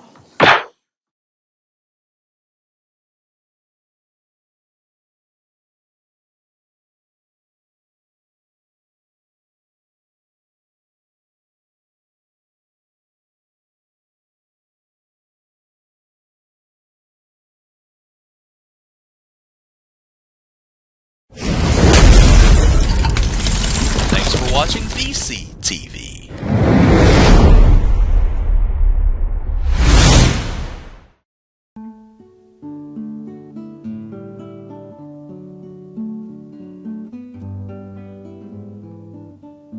The county is one of the oldest forms of local government in the United States. Early settlers from England brought the tradition of county government to America. Today, more than 3,000 county governments provide services that affect almost every citizen's life. South Carolina's 46 counties are very representative of how county government has evolved nationally. The county unit in South Carolina was regarded as a local extension of state government. But a state constitutional reform movement in the early 1970s led to the South Carolina General Assembly passing the Local Government Law, also known as the Home Rule Act, in 1975. The Home Rule Act greatly expanded county authority and changed the nature of county organization and administration to what we know today. Beaufort County went from having a board of directors to a county council. Members of the 1975 council included Chairman Arthur Horn, Vice Chairman Grady Thames, Leroy Brown, Gary Fordham, William Grant, Harriet Kaiserling, David Jones, Bill McBride, and Booker Washington. As the new council sought to distinguish itself, council members desired an official symbol that would represent the jurisdiction's identity and unique character. Council appointed an ad hoc committee to undertake the task and carry out a contest for the best county seal design. Harriet Kaiserling was a member of county council, and it was her idea because we didn't have anything that could significantly identify our beautiful Beaufort County. We met then up at I think it was the Carolina Bank. And some years ago back there on West Street, and then we put them in piles, like good, bad, maybe, until we finally got it down to the one that we now use. County Council approved the Seal Committee's recommendation, which reflected the county's history, traditions, and natural beauty. The Seal's colors of blue and green represent the colors of the county's outdoor environment, with its many waterways, marshlands, and maritime forests.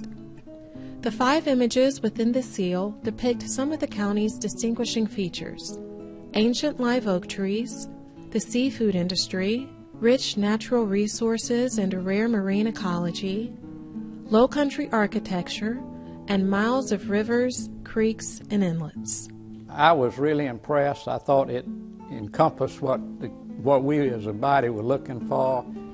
A seal that would, when you looked at it and just thought about it a little bit, it really covers the aspects of Beaufort County. So he did a good job of bringing together the things that we hold so dear and what we really like about Beaufort County. Councilman Bill McBride was in office when the contest was held and was present when the committee revealed the winning design.